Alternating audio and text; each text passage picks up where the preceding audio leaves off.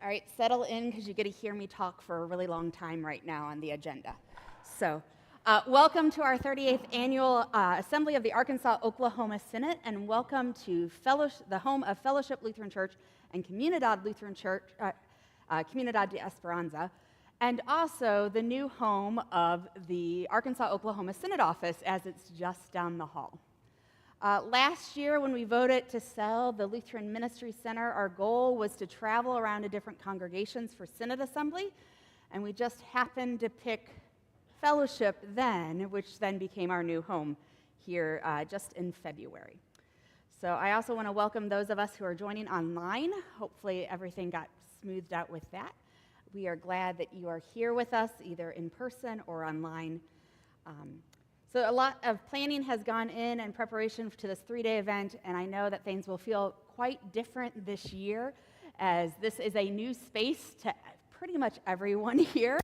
And I also hope that some things that you love about Synod Assembly are still here. So things that you don't love, like backed up sewer lines that happened last year, just don't happen at all, right? Amen. So,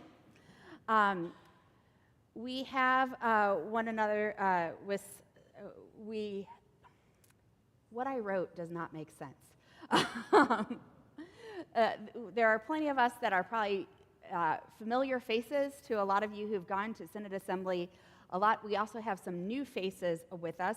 So I want to take out a moment to point out our most recently ordained pastors.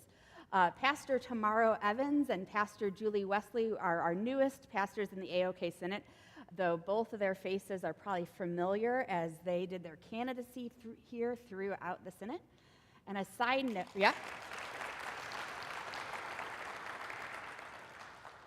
And Pastor Julie Wesley has been called to Joy in Christ in Hot Springs Village. And so a side note is they just received their paperwork from the IRS yesterday that the merger of Christ in Hot Springs Village and Joy, Community of Joy, have officially merged to be Joy in Christ. So yay for the IRS getting paperwork in. So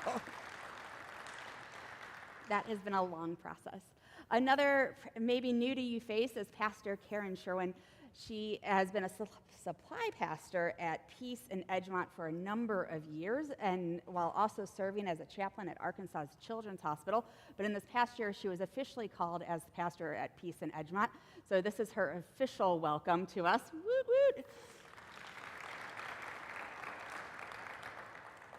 And also new to our Synod is Pastor Tracy Megley, who is a UCC pastor. There you are, who is serving here on our at First and here in Tulsa. And I think that's all of our newly rostered folks to the assembly this year. But if this is your first Synod assembly, can you raise your hand? Woo. Thank you all for trusting either your pastor or your fellow congregational leaders to be like, what crazy event am I going to for 3 days? So we are so glad that you are here to experience the Synod, to experience the church together beyond. So this year, like previous years at Synod Assembly, we have some great food lined up. And unlike previous years, your meals have been included in your registration. So there is no need to look at the back of your name tag for stickers. We will get you instructions about meals before the meals. Our theme this year is We're on a Roll, Finding Humanity in Our Neighbors Locally and Globally. This weekend, we will hear from 3 of our social justice ministry partners here in the AOK Synod, which are El Centro, Canopy Northwest Arkansas, and Oaks Indian Mission. We are also blessed to have Pastor Kadir El-Ahim, who's hiding in the back over there, with us. He is the ELCA Director, Executive Director for Service and Justice, who will be sharing about that department along with giving us our church-wide report. And also during his conversation about service and justice, he'll be sharing what that department is doing on your behalf throughout the country and throughout the world to care for our neighbors locally and globally. We also have a lot of different workshop opportunities to learn from one another what's happening in our Synod and beyond as people serve their neighbors locally and globally, and how your congregation can get involved in that way. So, a whole bunch of introductions now. I realized I didn't introduce myself, and I should. So for those who do not know me, I am Bishop Becca Vidicky Conlon. I've been serving as your bishop for 2 years now, as being elected in 2023, and it is a deep joy and pleasure to serve as your bishop. We also have some fabulous staff here at the Arkansas-Oklahoma Synod who will be helping keep things running smoothly during the assembly. Sarah Richard is our office manager. You most likely have received emails from her at some point within the last few weeks. She will be running around all weekend to help answer questions, to guide you if you get lost somewhere in the building. She's also helping out with registration and hospitality if your breaks. If you have a question or concern, Sarah's probably the first person to go and ask. Most likely she will be out in the commons in one of the kitchens, and I do mean one of, as there's multiple, or in her office, which is just down the hall. However, she's not here right at this moment, this exact moment. She's at the courthouse, hopefully finalizing a many-year legal adventure for her child, Anna, who's on the screen, to officially, finally, legally be adopted by her husband. So let's hope that is all going well right this instant. Also on our staff is Pastor Peter Olson. He is the Director of Evangelical Mission and Assistant to the Bishop. He's in the back over there. Peter has been, this is what happens when you send me pictures, is I keep it as serious. Maybe. He is a good person to talk to if you have any tech issues, especially as workshop leaders. But since he is only in the office maybe 1 day a week, he has been around like 4 days ever in this office, do not ask him where anything is. He does not know where anything is. So don't ask. He is, also, and then in our back in the tech booth is Krista Fairbender, who is our communications coordinator. She is making sure that all of our slides are up to date and other communications are working. Krista lives on Long Island and has been our communication and website person for 6 years, I believe. I'm losing my mic. And she mainly works with us through text, emails, weekly Zoom meetings, and she's working with a small crew of fellowship volunteers who are taking care of our sound, our video, our slides for us. So you can talk to her if you have any questions about the website, about emails, but don't ask her where anything is in the building, because yesterday was her first day ever in this building. So you met Kenna Nordstrom Kemp when you got here this afternoon for our registration. She's our registrar this weekend, so you should have your name tags from her. If you haven't registered yet, you should head over there during the breaks to get signed in. Also running around this weekend is Cindy Perkins, who's coordinating a lot of our snacks and drinks during breaks and dinner this evening and tomorrow evening as well with Via de Cristo. So give her a shout out and a thanks, or let her know that we're out of coffee. So she doesn't drink it. So also thank you to Sue Way, who is our cookie master from the Kairos Prison Ministries. And there's plenty of cookies down in room 102 for sharing. So a huge thank you to both Sue and Cindy for making sure that we are fed over the weekend. Snacks and coffee will be available during our breaks, or even if you want to sneak out because I'm talking for too long, I won't be too offended. They are not right outside the sanctuary. You have to be gone for quite some time, so your absence will be noted. You have to go out of the commons, go to room 102, follow yellow signs. You want to go down the long hallway that's on the right, follow the yellow signs, don't run into the tree at the end of the hallway, make a little zigzag, find another yellow sign, and it's room 102, but there's coffee in there, there is cookies in there, there are display tables in there, and I was supposed to be told that the people in charge of coffee at Fellowship are coffee snobs, so apparently it's good coffee. I don't drink it, so hopefully it's up to some of your standards. And of course, we would not be here without some of our wonderful staff, especially at Fellowship and Comunidad. Jen Sims, who's in the back, is the parish administrator here at Fellowship and has been working with us back and forth almost a year to talk about this assembly, plus also the move of our offices, where we're going to have rooms set up, locations, has gathered congregational volunteers to help us throughout the weekend. She is a fantastic person to ask if you need to find something. She knows where like the extension cords are. So she knows where the bodies are buried.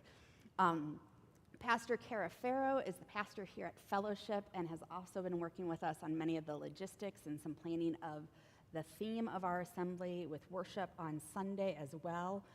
And I'm so grateful that my office is in the same building with her, as it's a great, hey, I need a break, let me go talk to Pastor Cara for a little bit. So, Pastor Alvaro Nova Ochoa, who's not yet here, I haven't seen him, is the pastor of Comunidad de Esperanza. His office is on the second floor and is a partner congregation with Fellowship. And he is maybe someone to ask to find something in the office. Kara and Jen say no.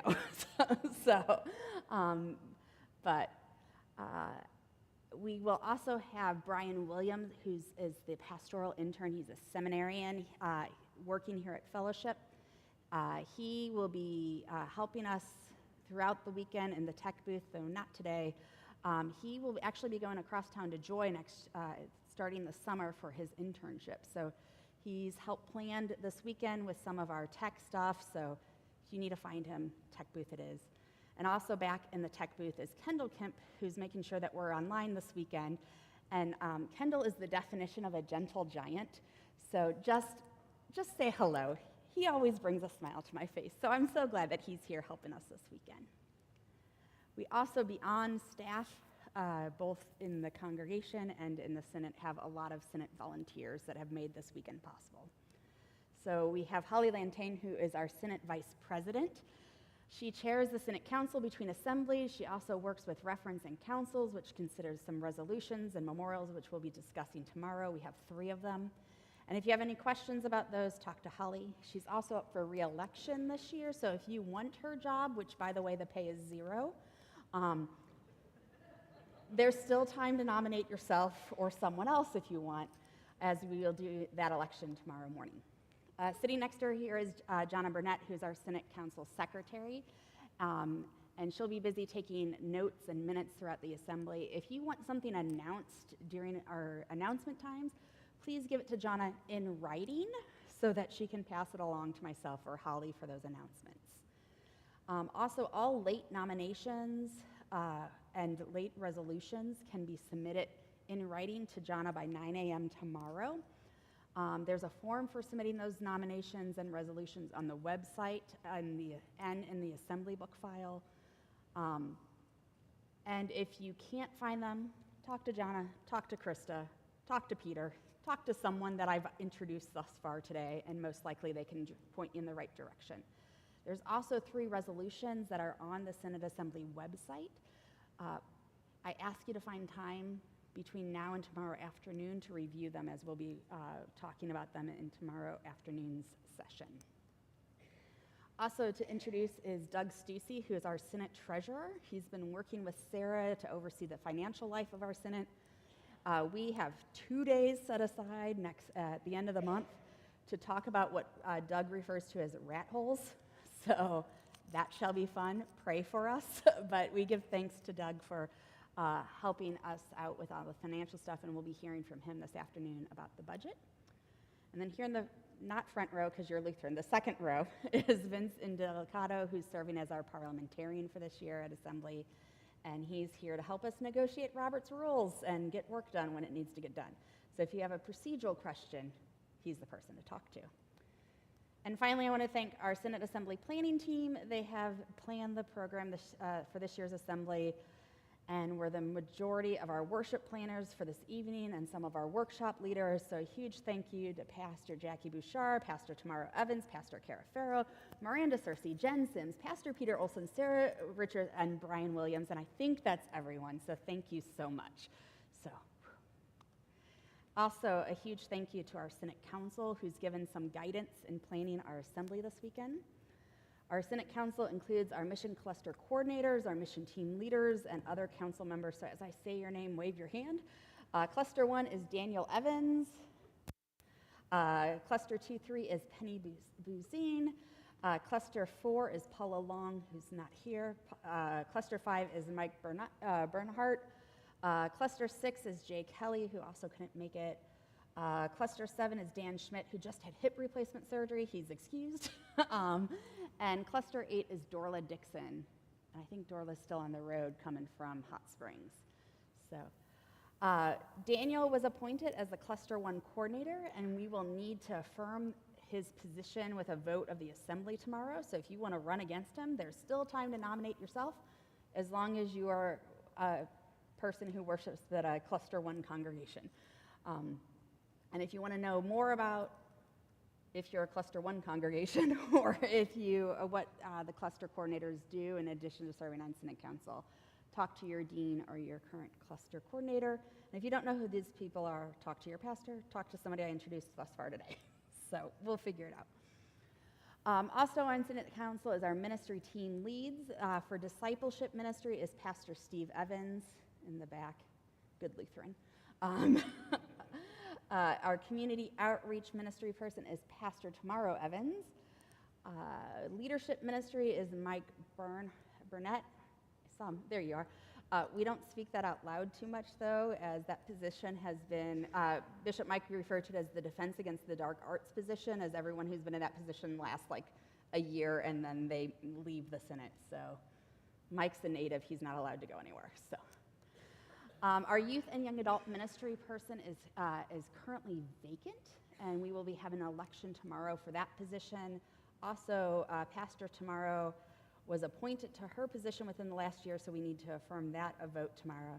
And again, if you have a chance to run for either of those positions if you really want to. And finally, on council, we have our ad hoc members, which is Pastor Jackie Bouchard, who's the ecumenical ministry person, Pastor Cara Farrow, who's our dean's representative, and Susan Humphrey, who's on her way to, in St. Louis for a wedding, and she's our women's organization representative. And somehow I missed her on the list is Catherine Heim, who is our youth representative and will be going off of Synod Council this year. She just graduates from high school in 2 weeks. Yeah. Woot woot.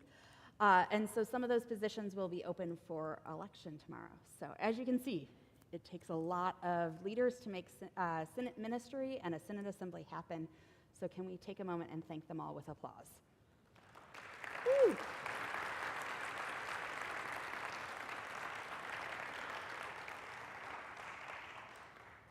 So as I mentioned, we will be electing a vice president and multiple Synod council members tomorrow morning. So the vice president and 4 others who have not been nominated directly by the group that they represent have bios up on the assembly website that I would suggest that you have time to review before tomorrow morning's session. And if you'd like to run for any of those positions, you can get a late nomination and bio to John and Burnett by 9 a.m. tomorrow. We are also, I believe, one of 3 Synod assemblies that are happening this weekend throughout the country. Southwest Texas is meeting right now along with Metro New York. Metro New York is also electing a bishop at the moment.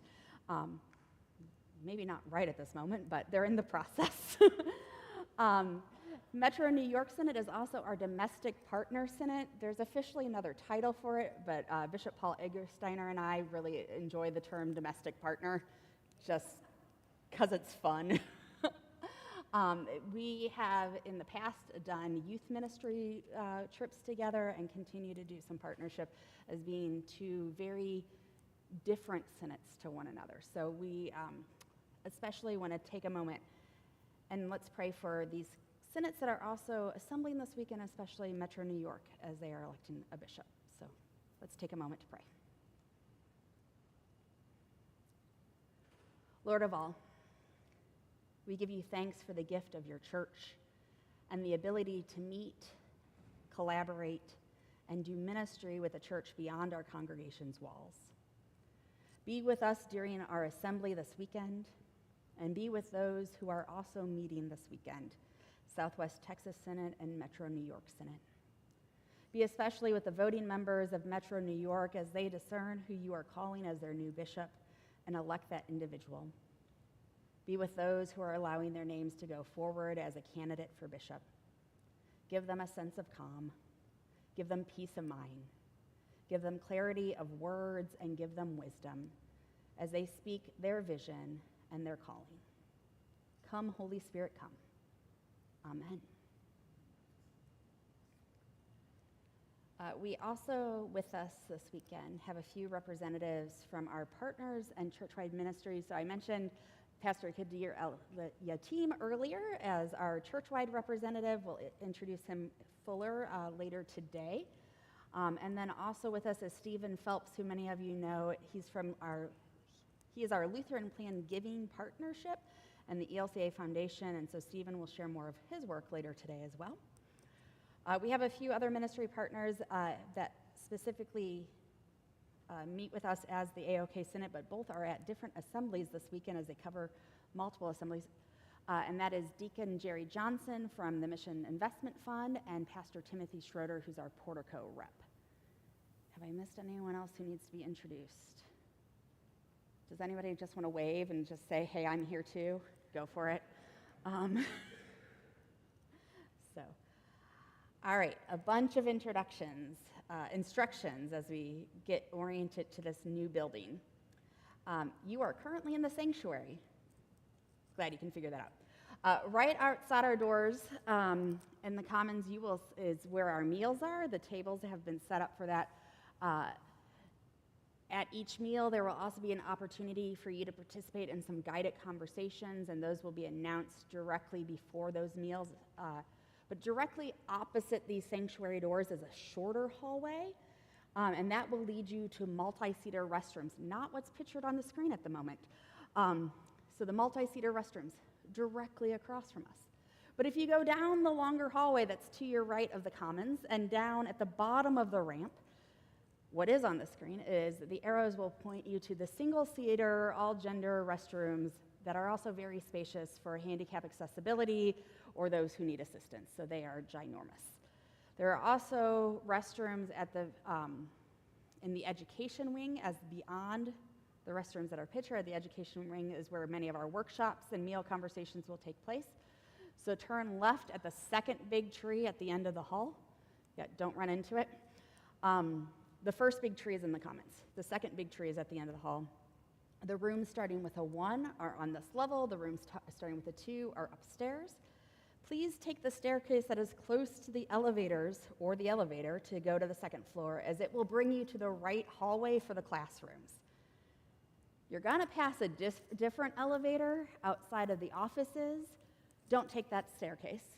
You will get lost, or most likely will get lost. So take the one close to the elevators if you're going to the classrooms on the second floor for workshops. A reminder that down the hall in room 102 is where the display tables are, and from our ministry partners and teams, there are display tables as well. And so go check those out during a break. Also go get yourself some coffee or some cookies. And then in the education wing on both the first and second floor, there are multi-stall men's and women's restrooms in that wing. I realize we didn't put out the charging stations. If you need one, we'll get it out at some point so that you make sure that you have power for things. I also realized I didn't put in here if you need Wi-Fi. I'm going to use the caveat here.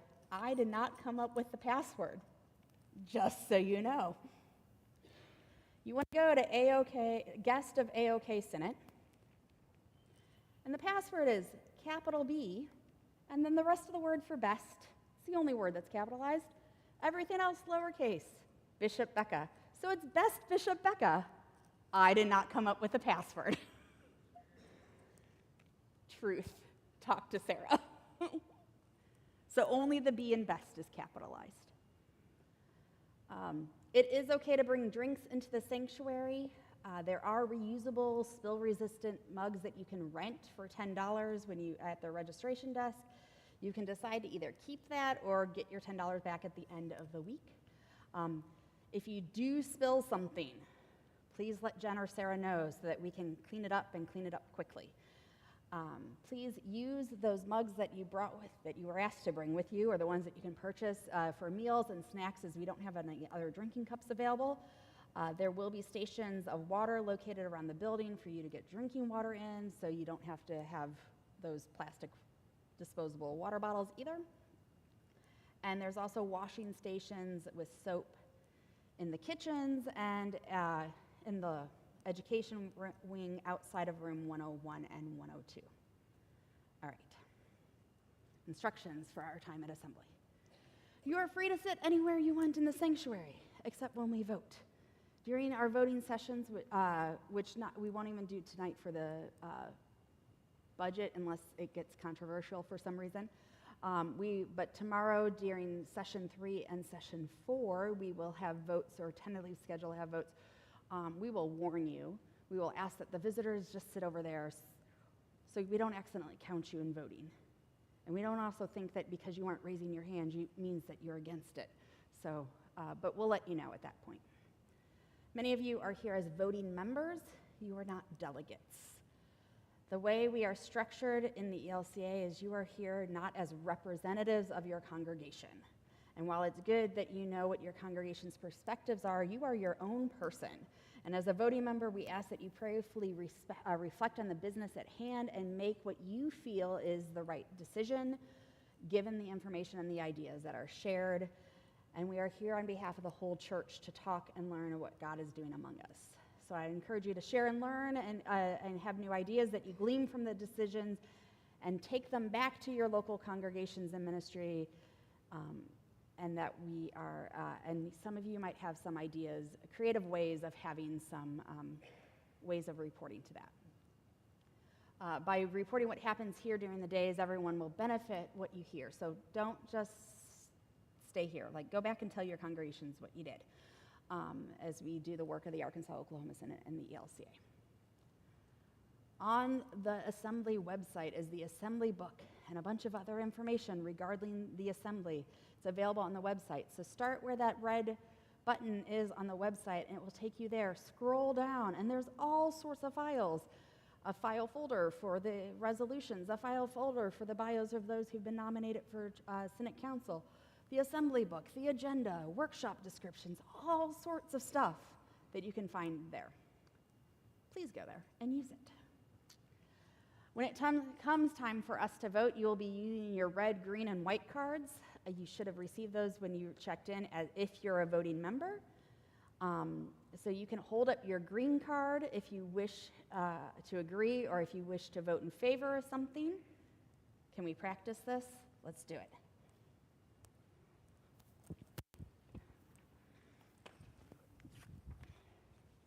So you can hold up your green card if you're in favor. And then if you are against something, you can hold up your red card. And then you can hold up your white card if you have a question or a point of order. Do not use your white card to call the question just because you're sick of the conversation. There's so many times I want to call the question. Or to make a motion. For those, you do need your red or your green card.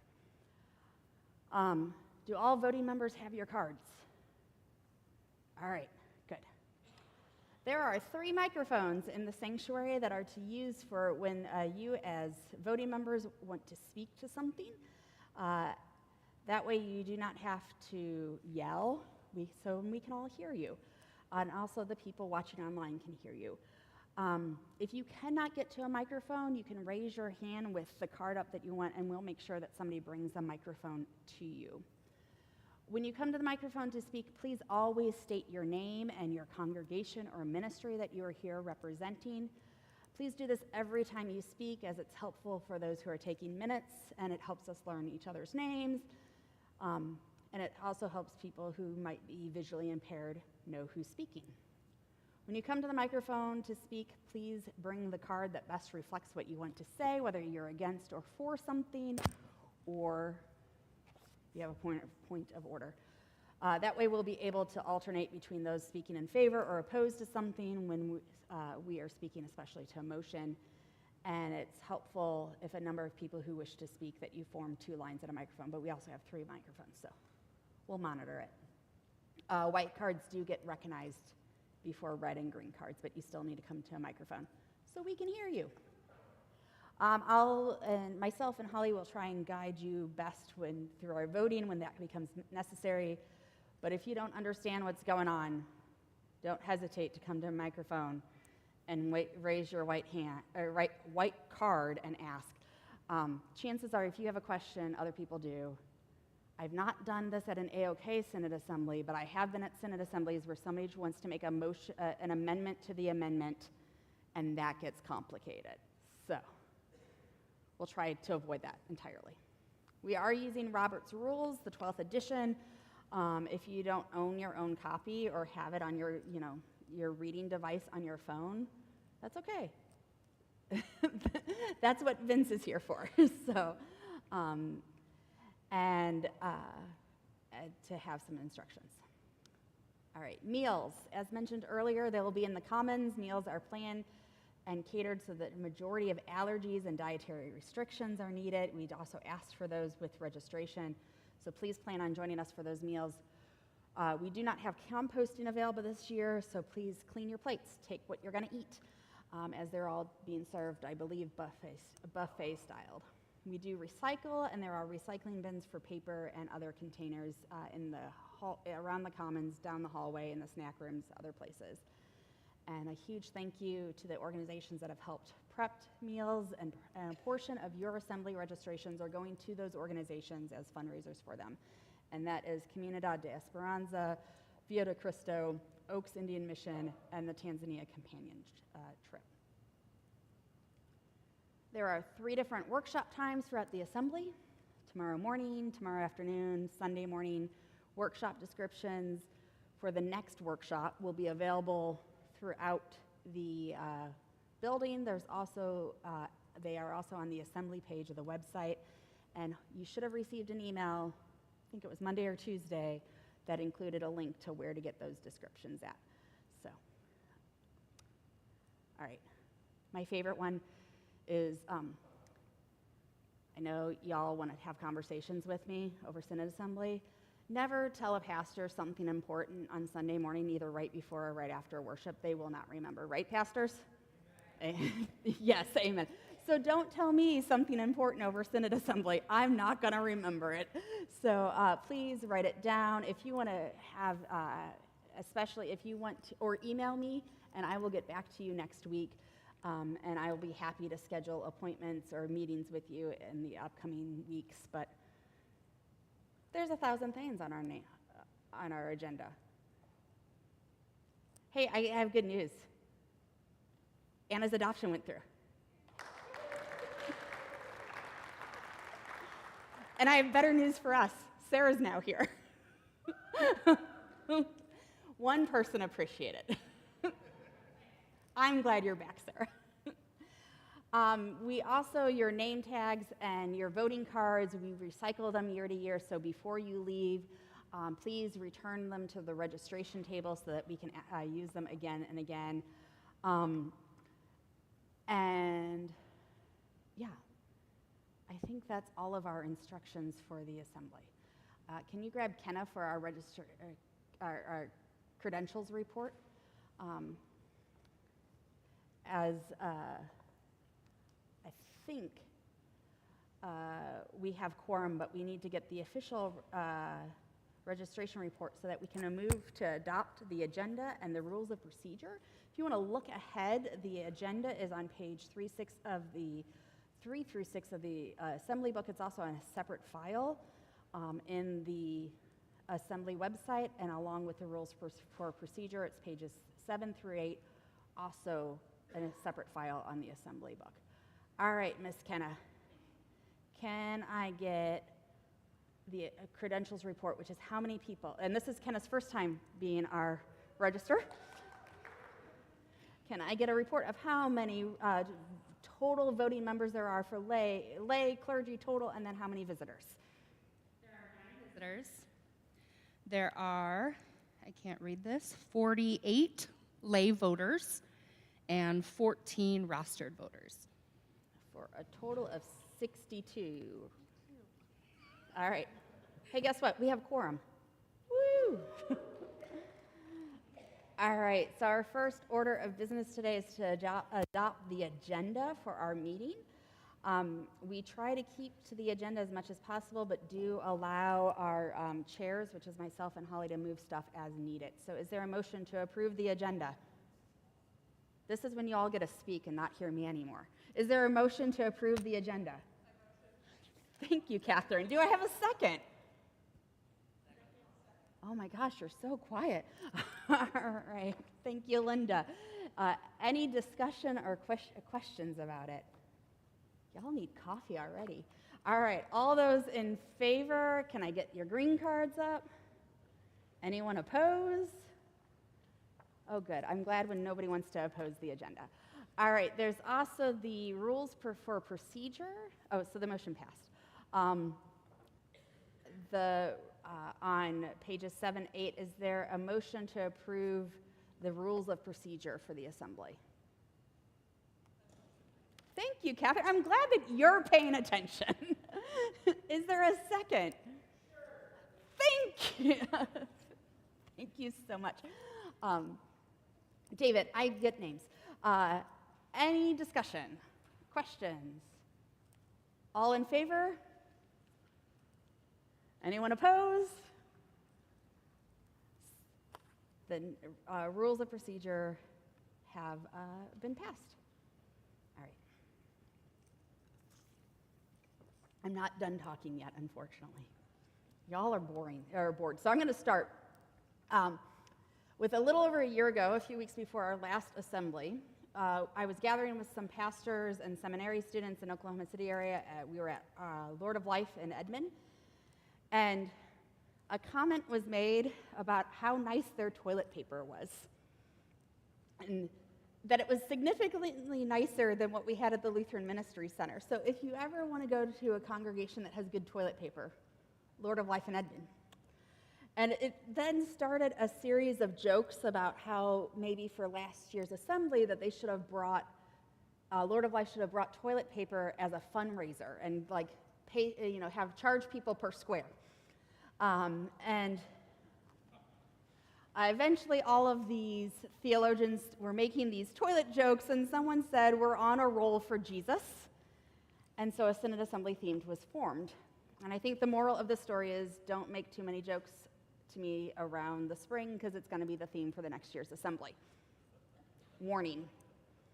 But the outcome has been this assembly where we focus on finding humanity in people, because as the children's book reminds us, everybody poops. And all people, regardless if they are our neighbors across the street or across the world, have some same basic human needs. Psychological needs of water, food, clean air, housing, and sleep. Safety needs for security of their health, emotions, finances. Social needs of knowing that they are loved and cared for. And so this assembly aims to look at how we as the church can meet those needs in people across the globe, as we will hear about bridges out of poverty, and we will have workshops on big topics like racial justice and helping the poor, to specific examples of congregations doing that work through laundry, senior, and meal ministries. Before I continue, I have a really random question to ask of everyone, and since you're so quiet when we were voting, I think we need to have some discussion. There is a very major controversy among us. Are you an over or an under person? How many of you are over? How many of you are under people? The under people don't want to admit it. They're all like this, raising their hand. All right. Now that we've got that controversy over away, I think we can definitely say that we just voted that over is the correct way to do it. Thank you. I agree. So while we are talking about humanity in our neighbors, it is easier sometimes to identify when someone fails to find humanity in someone and when they do find the humanity in someone. As I was in the midst of writing the script for assembly, I was also reading the book Everything is Tuberculosis by John Green. And in a footnote, he shared the following. One passage from Andrew McDowell's brilliant book, Breathless, has stuck with me. When asked to take off his shirt for an x-ray, a patient coughed while removing it. "Don't cough in here," the technician barked. "First thing in the morning, they're already coughing on me." This technician's inability to see the humanity of his patient, not even addressing the person directly by lumping them in with all other TB survivors, is, of course, understandable. The technician did not want to risk contracting TB, but of course the patient also did not want to cough. He did not want to be sick, did not want to be shouted at for being ill. And I think this passage jumped out to me, and it also stuck with John Green because of how this technician so easily could have treated this patient like a fellow human being, but failed to do so. Using the third person plural pronoun when talking to one person, not finding the humanity in someone, they, even though that person is in the room. Putting your needs first is not seeing the humanity in another. Realizing that what this person did to offend them was not intentional, is not seeing the humanity in them. We as humans, as Americans, as Christians, do this all the time. We fail to treat others as humans. We talk about someone as if they're not in the room. We lump people into a whole group of people, especially if what we see them doing might be labeled as undesirable. We label people in a whole group as being homeless or drug users or gang members, or if they belong to one group, they must belong to others. We often assume that if one person falls into one of those categories, multiple undesirable traits must also exist. We avoid looking at the beggar on the street, especially into their eyes. We yell at customer service agents, even though it's not their fault that we had to call them, forgetting that they too have feelings and they're just doing their job. We forget that every person on this planet is human, that they are children of God, created with the same basic needs as everyone else, including you and me. We forget that everyone poops. So this weekend will hopefully remind us that we all need to remember that we all have those basic needs and emotions.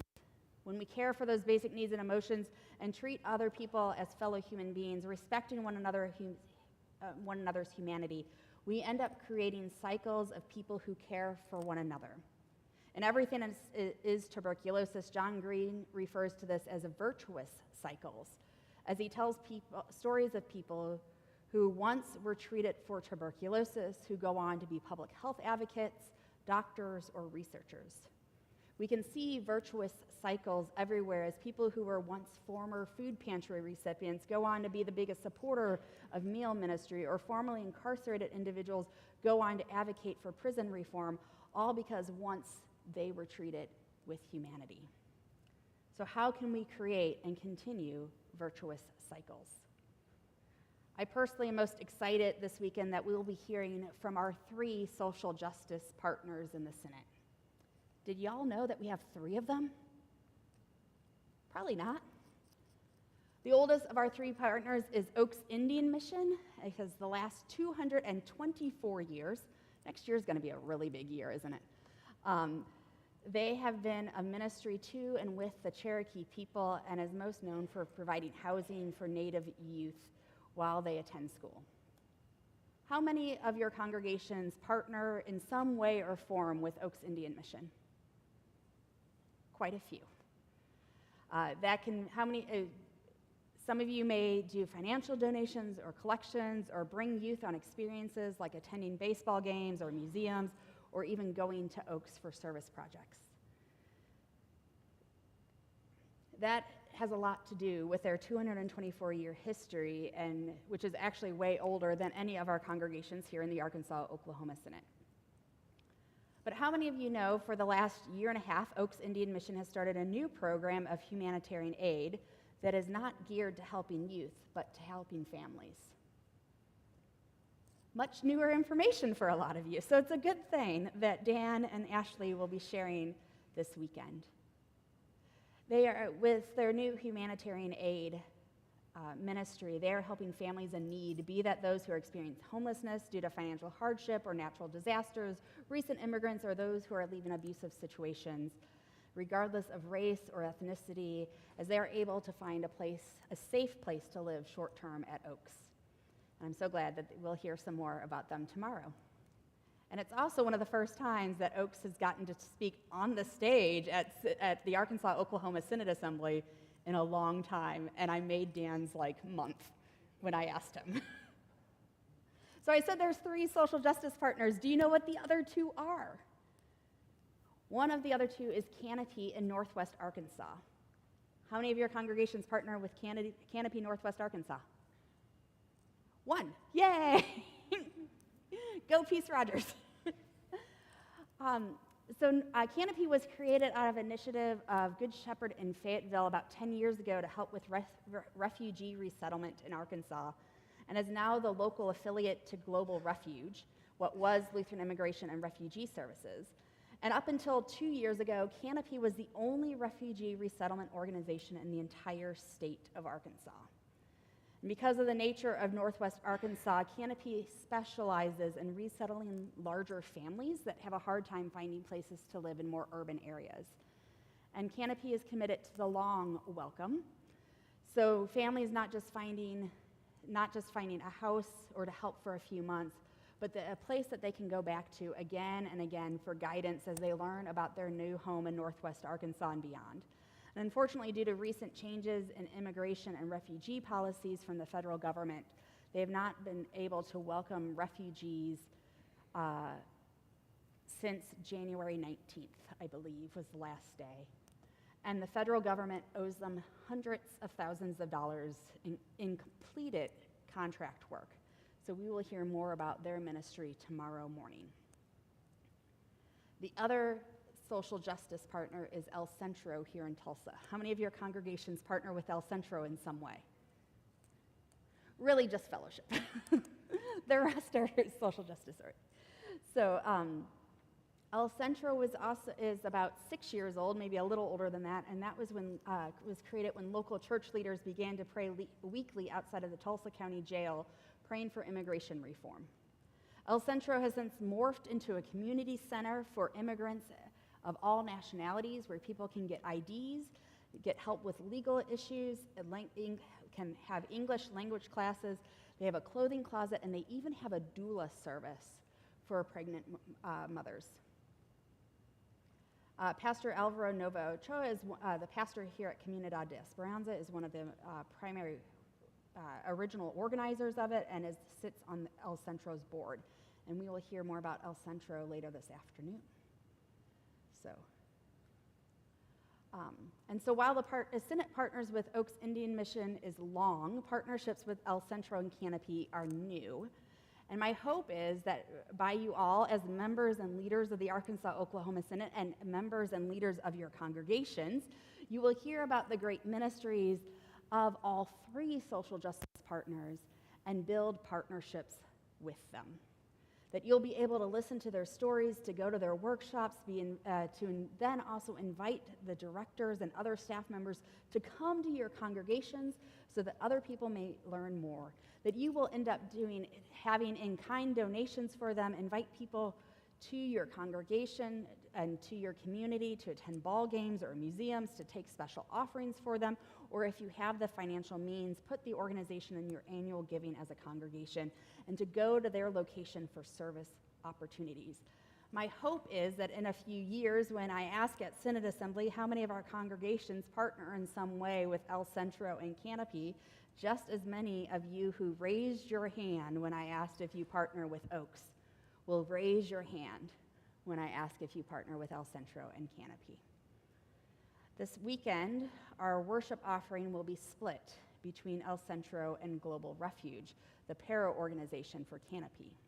This split is because our tradition is to normally split the offering between one local and one national or international organization, and this is kind of a way we can support both of these new partners while at the same time maintaining our tradition of local and global organizations. So you can give during worship in the plate with either a check made out to Arkansas-Oklahoma Synod, or this evening you can put cash in the offering plate. Sunday morning, any cash will go to fellowship as we'll be joining their regular worship service. You can also possibly use the QR code. It might have expired, but also by clicking on the Give a Gift part of the Synod Assembly the Synod website, you will find a way to go to the Synod Assembly offering. So,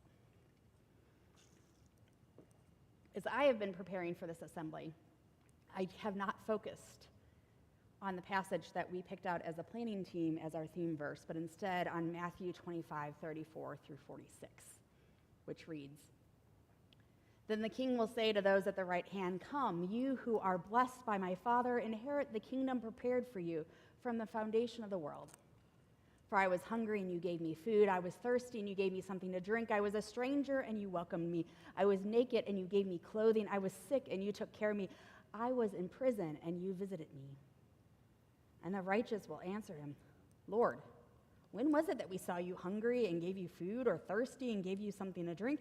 And when was it that we saw you a stranger and welcomed you, or naked and gave you clothing? And when was it that we saw you sick or in prison and visit you?' And the king will answer them, 'Truly I tell you, just as you did to one of the least of my brothers and sisters of mine, you did to me.'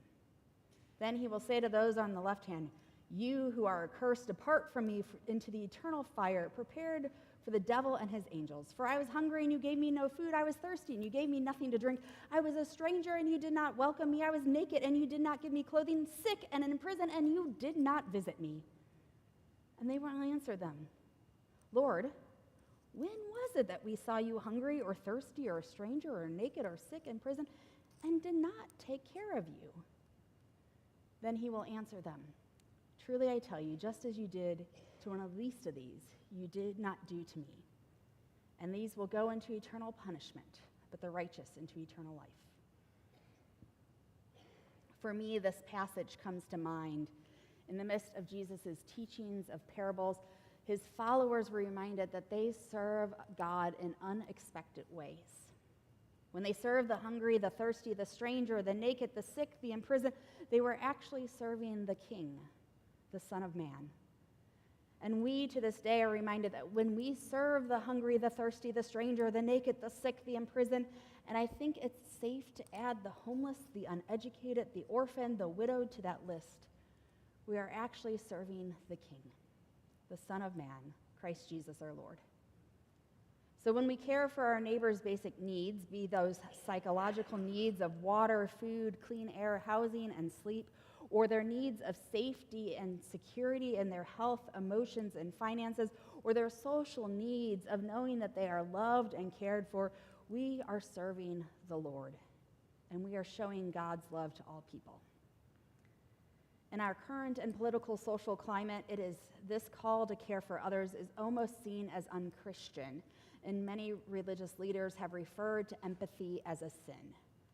But Jesus calls us to have empathy for others, to love them as Christ loved them, to love others as we love ourselves, or maybe better yet, since so many of us have a hard time loving ourselves, we are called to love others as they would hope to be loved.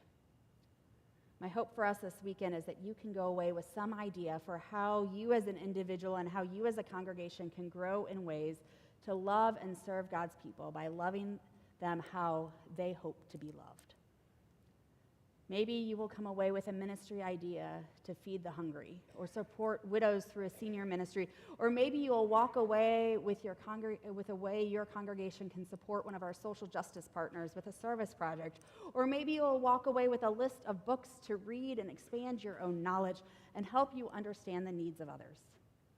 I hope you walk away from this assembly with something and that you also share it. And so you have some ideas to share. I am going to make all the introverts in this room cringe, and I apologize now. In your name tag, you have a colorful sheet of paper. Take it out. On that colorful sheet of paper, I want you to write down one way you personally, or you as a representative of your congregation, serves God's people. In other words, write down a way you are finding humanity in your neighbor locally or globally. Go ahead. Need you to write it down.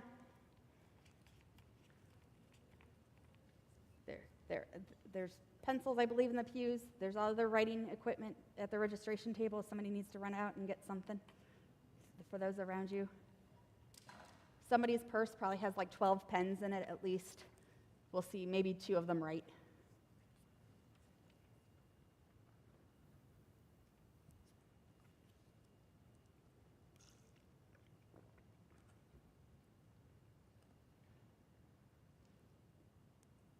So one way that you are helping finding humanity in your neighbor locally or globally. One way you are serving those in need.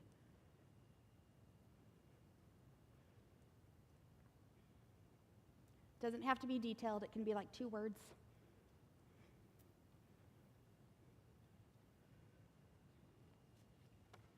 Don't need a full paragraph. 2 words is fine. Food pantry. Clothing closet. All right. Now this is when all the introverts are going to cringe. I apologize. But y'all are also quiet, so you brought this on yourself. I want you to stand up. Find someone not from your congregation. Introduce yourself. Wait, don't do this yet. Let me finish instructions. Share your stories with one another. Then switch papers and find a third person and share not your story, but the story you now have on your card. And keep doing that, and I'll call us all back. So share your story, switch papers, share their story. Got it? And break. Now you can stand.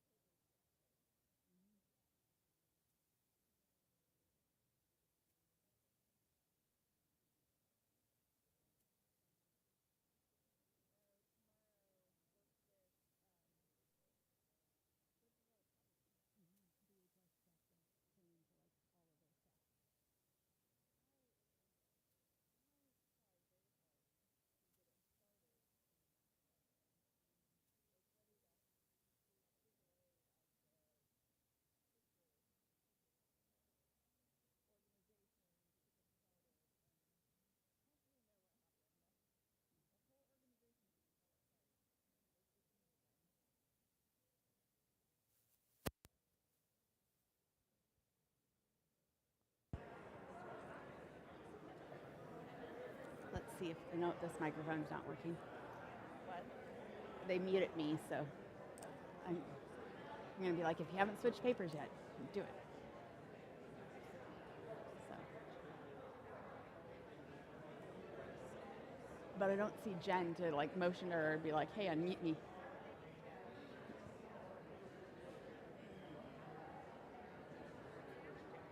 I wish that they weren't all the same color so that I could more easily notice. When they were being traded? Yeah. Well, Mark Burnett he had 2 in his hand just a second ago. Okay. So, yeah. No, we were just wondering if they're actually switching or just chatting amongst themselves, as we're doing over here.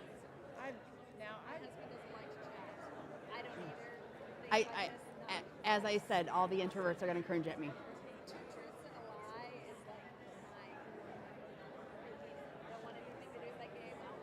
You know, I'll take 2 truths and a lie over how do you like your meatloaf?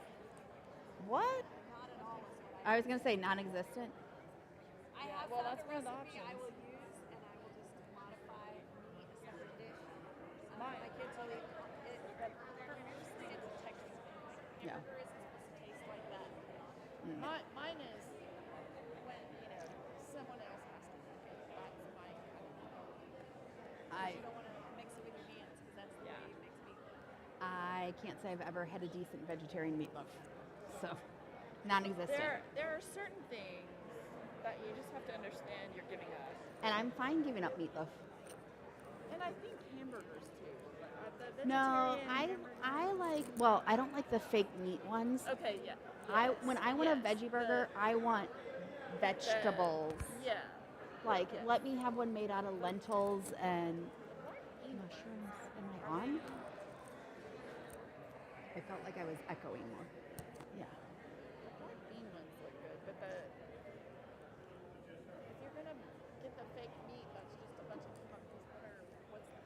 Well, and I don't get that about vegans who then eat like fake meat and fake cheese and fake everything. Well, I I'm was like, gonna say I follow a girl who was a vegan and she got pregnant and everybody's like, did you stop being a vegan? And she was like, well, I came to realize that a lot of the food vegans eat is not good for you. Like No, it's it's all- processed food. It's not. yes, and they think it's they're not healthy healthier. for her Yeah. child.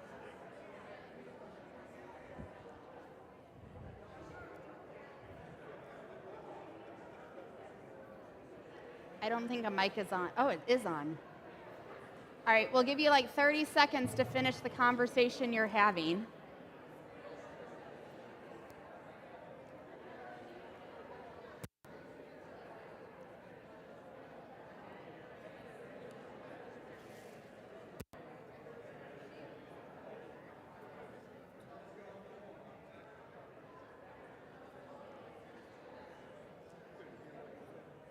Thirty seconds. Giving people a minute to wrap up. The Lord be with you. Let's return to our seats. The Lord be with you. It's the Lutheran version of if you can hear me, clap once.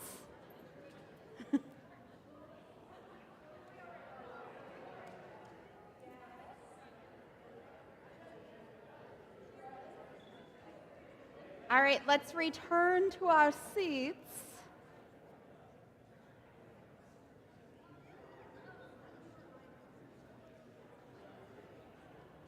Maybe. I know, y'all like to talk, except for when it's making a motion to approve the agenda.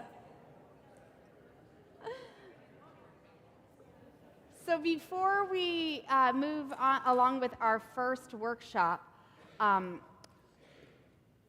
anyone, thank you, Doc. Does anyone want to come to one of the microphones and share a favorite idea that they heard from someone about how they're finding humanity in their neighbors? Now I'm really going to make the introverts cringe, asking you to come to a microphone. Oh, go. Oh. Enjoy the toilet paper, Robert.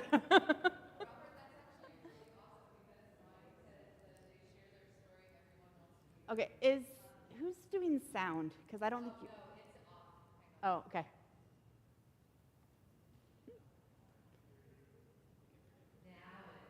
Huh, okay. And what's your name and your congregation?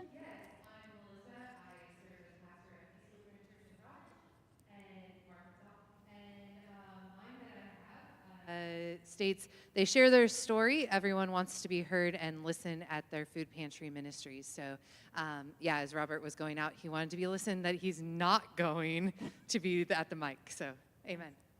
Anyone else want to share one of their favorites that they heard? Again, you're all so quiet today. Oh, go ahead, Penny. And you might have to turn the microphone on, as we've just learned. No.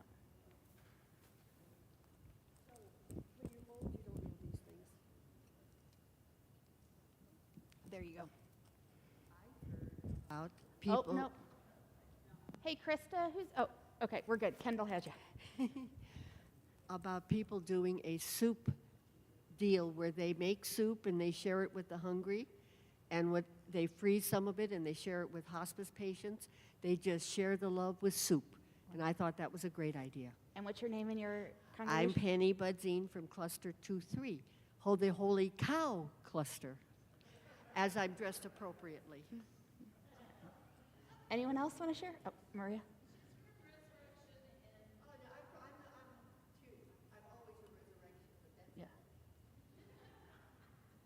Good afternoon. My name is Maria from Ebenezer, and she just shared a very sweet story. She started sewing quilts and blankets for homeless and infant crisis services. And she started doing this about a year ago, and she got very emotional, so I know that she's doing a Tip the mic. So she got very emotional, so I know that and she made me emotional, and also everybody that was there. So I just think that she's doing a great job. And just so happy that you shared it with me. Thank you. Anyone else want to share someone else's story? Yeah. You.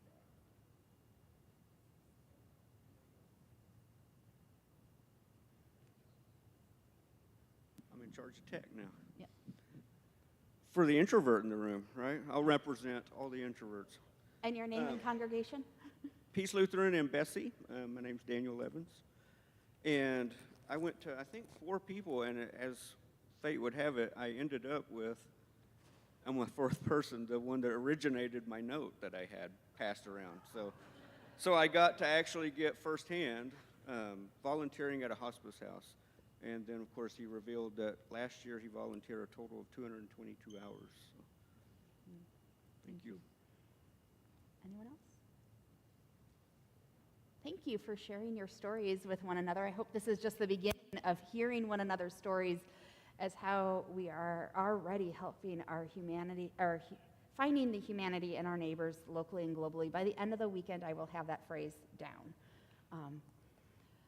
But our first workshop is, you'll look at the agenda and it doesn't say a workshop, but it's a workshop for all, as we decided in the planning committee that we needed to have everyone with some basic knowledge. And so Pastor Tamaro Evans is going to do a workshop on what is called Bridges Out of Poverty. She's been on our planning team, and also many of you know Pastor Tamaro as the pastor at Peace and Bessie and Grace in Weatherford, but Tamaro, or Tammy, works for the Department of Human Services as a program field rep in Continuous Quality Improvement Unit. Maybe she'll explain what all those words mean.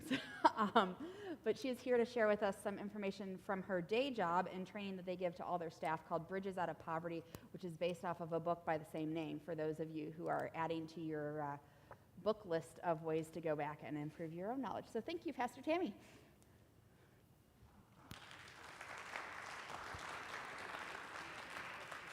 Tag.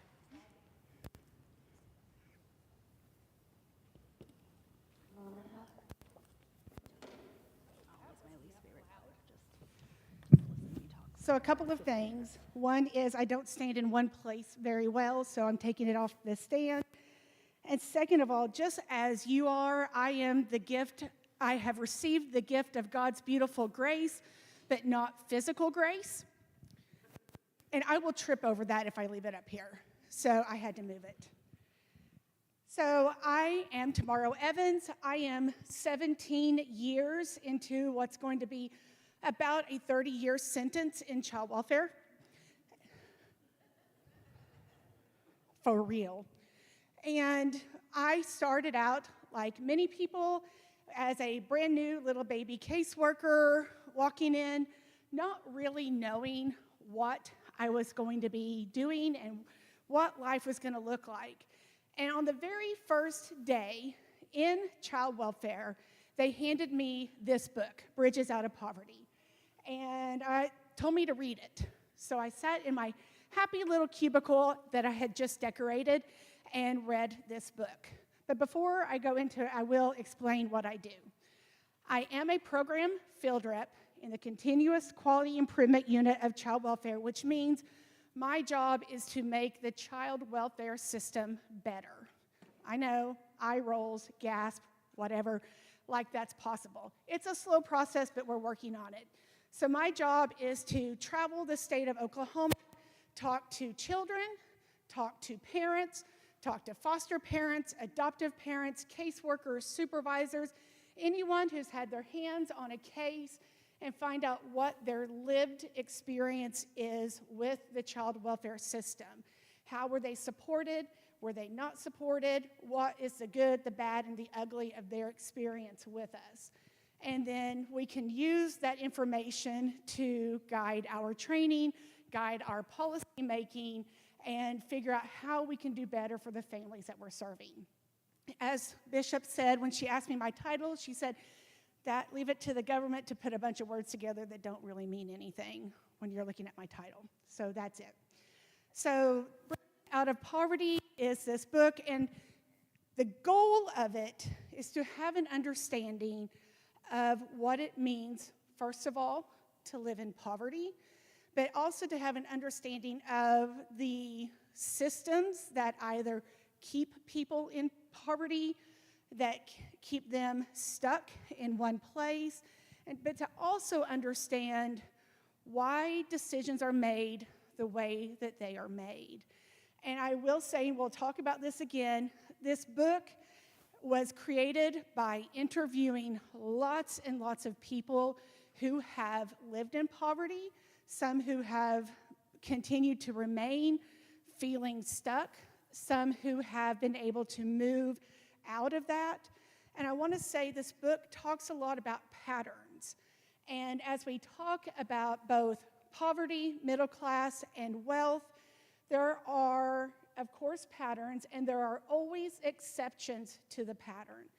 And I also understand that perhaps many of us have walked through poverty at some time, or maybe are walking through that. And please know, this is just trying to help us gain an understanding as we learn to see the humanity and dignity in each other. So next, please, Krista. So a couple of ground rules. We want to listen empathetically. We want to be sensitive to each other's differences in communication. If you have a question or you want to say something, I may not see you, just go, hey, tomorrow, and I will stop.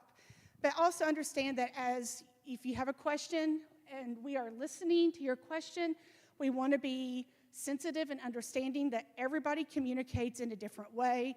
We want to think about our own assumptions and our perceptions. We want to think about what we say before we say it. I am learning to do that. Okay, don't look at my husband. He will tell you differently. But I am trying to learn to think before I speak. We want to focus on ideas overall and not necessarily just individuals. And remember that we are all at various levels of understanding and knowledge. And our goal is just to learn and gain a deeper understanding. Next. So as we go through this weekend, not for just this workshop, but all of the workshops, keep an idea and a thought that we are not experts. We are all still learning and growing and figuring out how we can welcome all communities, welcome all people. And we're not perfect. I'm not perfect. I might use the wrong language or term, or somebody else might when they're speaking. And if you feel that one of us has made a mistake, please feel free to correct us in love, nicely, or at least somewhat nice. Next. And so finally, this weekend, and going out forward as you go out to think about the ministries that you all are doing or going to do, you don't have to be an expert either, and you don't have to be perfect. We are all growing and learning to be welcoming, to see our neighbor, to learn to see humanity, to see dignity. The goal, not for just this moment, but for the weekend, is to be able to walk out into the world and see all of the dimensions of beauty in God's creation. Every person brings beauty and dimension to this world. And every one of them, every person that you will look into the eyes of, brings value, brings something to this world, that God put them here for a reason. And so can we listen to the workshops this weekend and then go out and say, you know what, I've never met anyone from this community before, but I see them. And I see the need. How can I help? How can my church join in with this community to help? How can we do this? How can we use our mouths to say, hey, I see something that doesn't look right, something that's hurting somebody. Speak that into existence. And then use our mouths, our hands, our feet, our minds, our hearts to go out and help partner with that community and address those needs. Next. So this is the only data slide that I'm going to hit you over the head with, only one. And I deal with data at work. So in Oklahoma, we are looking at just shy of 600,000 people living in poverty as of 2023. That's just under 16%. If we're talking about children living in poverty, that is 20% of the children. 1 in 5 children that you run into in town at school events is living in poverty. And perhaps that means that they are hoping that there's a meal tonight, or that they're just hoping to get back to school tomorrow for breakfast. In Arkansas, we are kind of I think we can agree that Arkansas and Oklahoma are kind of similar in a lot of ways, because Arkansas numbers are very similar. Under 500,000 people below the poverty line, just also below 16% of the population, and 22% of children. And I will say, if you are a data nerd, because the data came from 2 different websites, I don't know exactly what factors are considered in each of those statistics, so don't come at me. I am acknowledging the data came from 2 different websites. But the national rate at that year was 12.5, so both states are about at the same point above the national rate. And if you're looking at the BIPOC community, the Black, Indigenous, and people of color, their rate of poverty is even higher, disproportionately higher. So that's something that we need to be addressing and taking into mind. Next. So a few key points to remember. Poverty occurs in all races, in all countries, in all communities, in all cultures. It is everywhere. And again, this book and this presentation is based on patterns, and all patterns have exceptions. Absolutely, I get that. There are 2 types of poverty that we will dig into in just a little bit. It's situational poverty and then generational poverty. And then to keep in mind, part of the systems that make things difficult is that schools, businesses operate from middle-class norms. And there are hidden rules of each class that we will talk about in a moment. And those are the rules that people have to work in and think in and process in to move forward. And so also, each individual, every one of us, brings with us the rules of the class that we were raised in. And there are good and bad in every group of people. We cannot blame individuals for failing to know the hidden rules or the expectations of each class. We just can't. Next. In order to move from poverty to middle class or middle class to wealth, quite often people have to give up their support systems. They have to end relationships. Because if you think about your life and think about the family and friends that you have, think about your support system.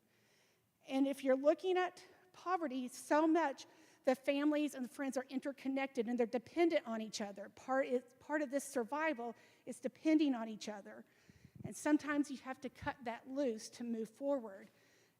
And how hard would that be to cut someone loose that you love or has been supportive of you to change your situation?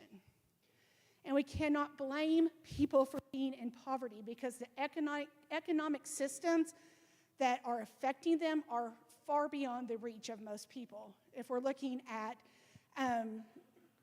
factories closing and racism and farms failing and not enough well-paying jobs, and education is expensive or it just flat appears out of reach. So before we talk about the last bullet point, I need everybody to do something. I need you to take your left hand up, right hand up, and I want you to cross them like this, and I want you to hold your feathers down because I'm going to ruffle them just a little bit. We cannot continue to support stereotypes and prejudices about poverty because there are many forms of welfare. We think about welfare as SNAP, which is what is food stamps. We think about TANF, which is temporary aid for needy families, or WIC, that you get through the health department, or SSI. But what about the other forms of government assistance? Thinking about student aid, or we think about tax breaks. If we're really looking at what welfare truly is, government assistance to a human being or a business. And we do not fault one person for filling out FAFSA and getting student aid to better their situation. We don't think one thing about a corporation or a person taking advantage of a tax break from the government to better their situation. So why are we faulting and blaming and being ugly to people who are just taking advantage of a government opportunity to feed their children? And you may say tomorrow there are people taking advantage of it. And I'm going to give you a very sweet, very pastoral, so what? So what? Come to work with me this next week and look into the eyes of all of the families who are benefiting from SNAP, from WIC, who are feeding their children, who don't have to worry about if there's going to be food on the table tonight. And I will tell you that the majority of people, whether it's single parents with children or the elderly or married couples or whatever it is, the majority of people are not taking advantage of this system. And I will pay for a few people to take advantage of the system to make sure that all those other families are fed. All right, you can let go of your feathers now. All right, so I want to share this quote with you, and it comes straight from the book. Next, please. The only thing poverty does is grind down your nerve endings to a point that you can work harder and stoop lower than most people are willing to. It chips away a person's dreams to the point that the hopelessness shows through, that the dreamer accepts that hard work and borrowed houses are all this life will ever be. While my mother will stare you in the eye and say that she never thought of herself as poor, do not believe for 1 second that she did not see the rest of the world, the better world, spinning around her out of reach. People see. They see our comfort. They see that we are able to easily meet our needs, or they see the people around them that are easily able to meet their needs. They also see their own struggle. The question is can we turn that around and see their struggle and help them? So next, there are two types of poverty. One is the situational poverty, which is caused by a circumstance. So it could be that the breadwinner in the family dies or has lost their job, that there's a divorce or an illness. And this is a type of poverty that typically is a shorter duration because often the people with situational poverty have more other types of resources at their disposal and will be able to have a comeback and get their footing again and move forward. Generational poverty is defined as being in poverty for 2 generations or more. Next. So these are some of the other defining resources that people in situational poverty tend to have over those in generational poverty. And so when we look at the spiritual piece, knowing that there is something greater, that there is a being that is greater than they are, that is going to see them through, knowing that God is not going to remove all the problems in life, but there's someone that you depend on as you're walking through those tough times in your life. And also, they tend to maybe have more coping strategies. Maybe they have been in the workforce in a way that allows them to have developed a plan or social supports that will help them have connections to move on. But these are just some of the other resources that people need as they are wanting to move and change their situation. Next. So, yes, I think most of you can see that. Here is a checklist from Bridges Out of Poverty. And this is a checklist that says, can you survive in poverty? And I'm not going to read them all to you, but I want you to take a moment. I'm going to give you about a minute to read through these. These are lessons and skills that people have defined were important for them for survival. And I will add to this, I would say to know how to feed a family, to prepare food without having utilities on. It would also be knowing where can you access internet so that your children can work on homework at night, after hours, after the library closes, where you can go for internet. Yes? Sure. So one of them is, let's see, I know how to live without electricity and a phone. I know which churches and sections of town have the best rummage sales and which rummage sales have bag sales. Do y'all know what a bag sale is? Where you can go in with a bag and you can put as much as you can in for $2 or $5. I know what to do when I don't have money to pay bills. I know how to move in half a day. I know where the free medical clinics are. Let's see. I know how to keep my clothes from being stolen at the laundromat, are a few of those options. So next. And this is the one for middle class. I know how to set a table properly. Honestly, I only know how to do that because there was a competition in high school where we had to learn. We won. I know how to order in a nice restaurant. I know how to get a library card. I know how to get a good interest rate on a new car loan. And here's one that I always love. I know how to use a credit card, a checking account, a savings account. I understand annuities, term life insurance, disability insurance, house insurance, flood insurance, replacement, and all the insurances. And so next. And here is the checklist for living in wealth. I can read a menu in French, English, and another language. I'm lucky to get the English part. I have several favorite restaurants in different countries of the world. I know how to ensure confidentiality and loyalty from domestic staff. I have 2 residences that are staffed and maintained. I think one of them is I fly my own plane or the company plane. I know how to enroll my children in the preferred private schools, just to name a few. Next. So I spoke to you a moment ago about the hidden rules of each class. And so the hidden rules on the left are rules that we can talk about money or food or time or education. But here's a few of them. So the rules for money in poverty is money is to be used. You're getting just enough of it in to make sure that there's food on the table, to just keep the lights and water on, that you are using the money as you get it to survive. Middle class is money is to be managed and saved. For wealth, money is to be conserved and invested.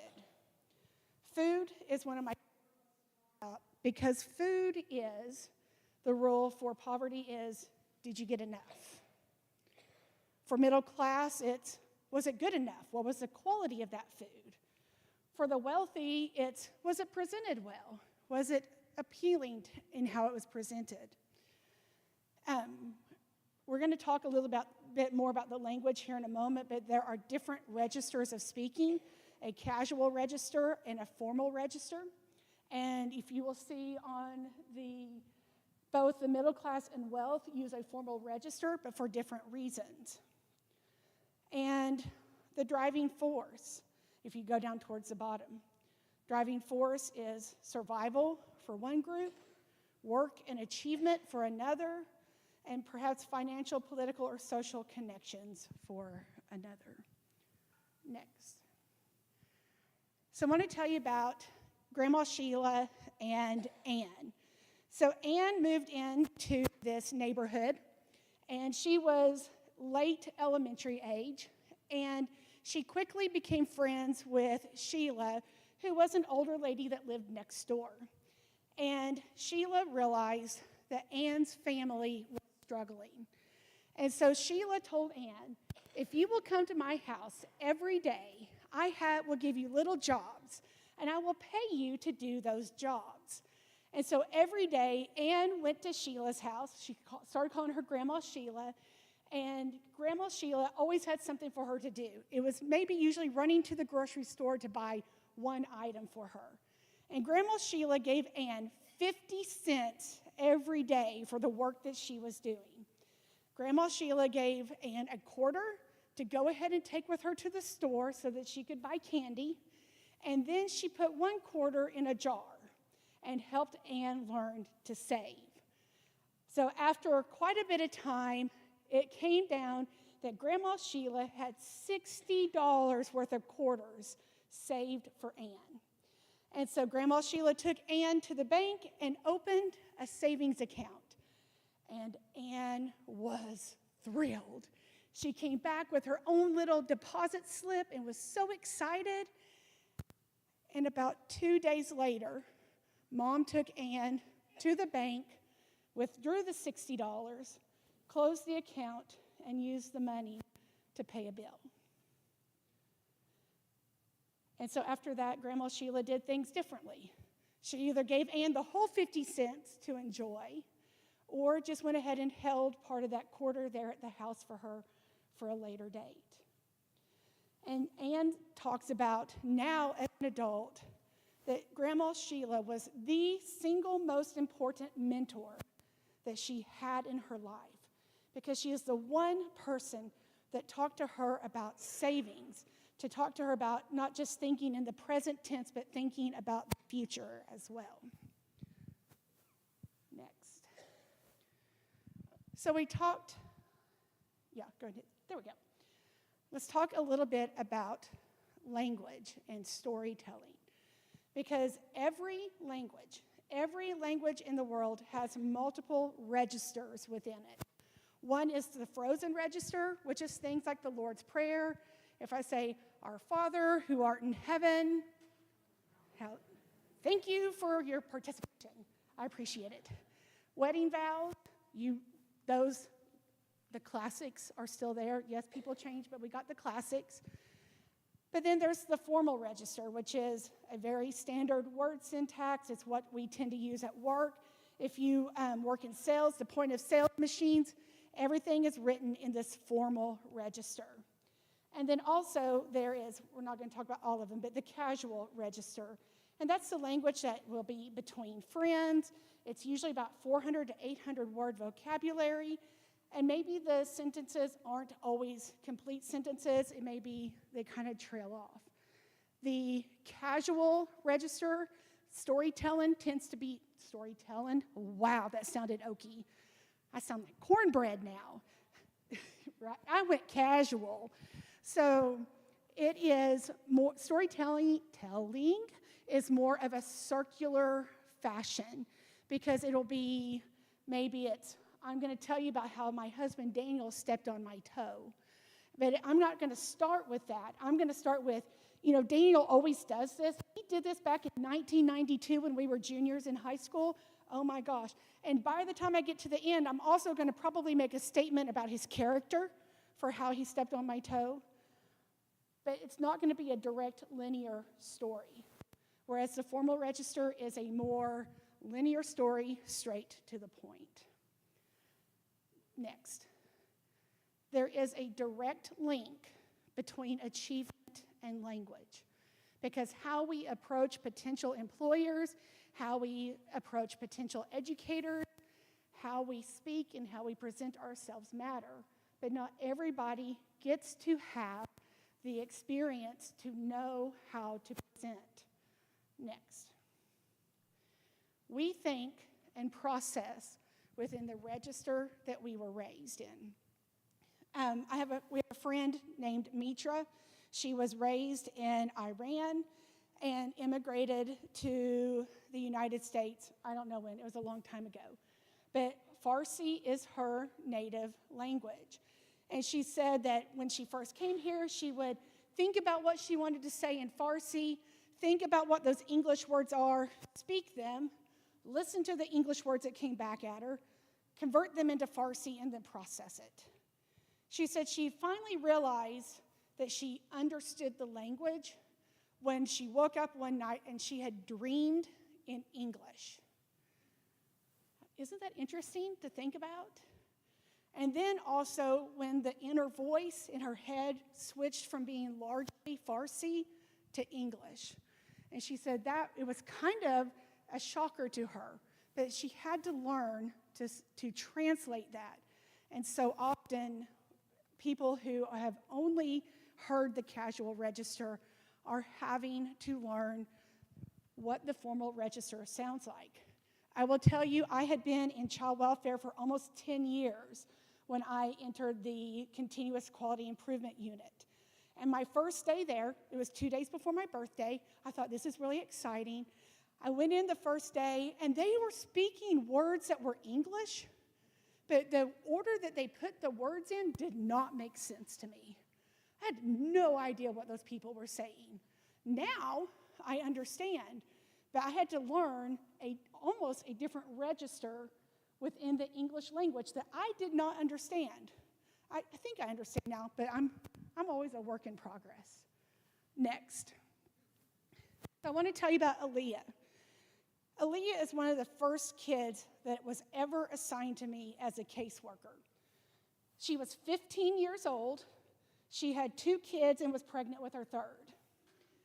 And she had largely been on her own most of her life.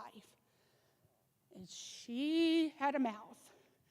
And she had opinions on everything, as most teenagers do. And I will tell you, any child welfare system, Oklahoma, Arkansas, I don't care where you go, child welfare systems are not built for teenagers because people want to foster the cute little ones. They don't always want to foster teenagers who have opinions and brains and thoughts of their own. Well, Aaliyah, nobody really wanted to keep her at their home. And so we spent weeks, months, honestly, by the time she aged out, we spent years on the road. We hopped foster home to foster home and group home to group home, shelter to shelter. We covered the state from one end to the other, all the way to McCurtain County and back over to our side of the state.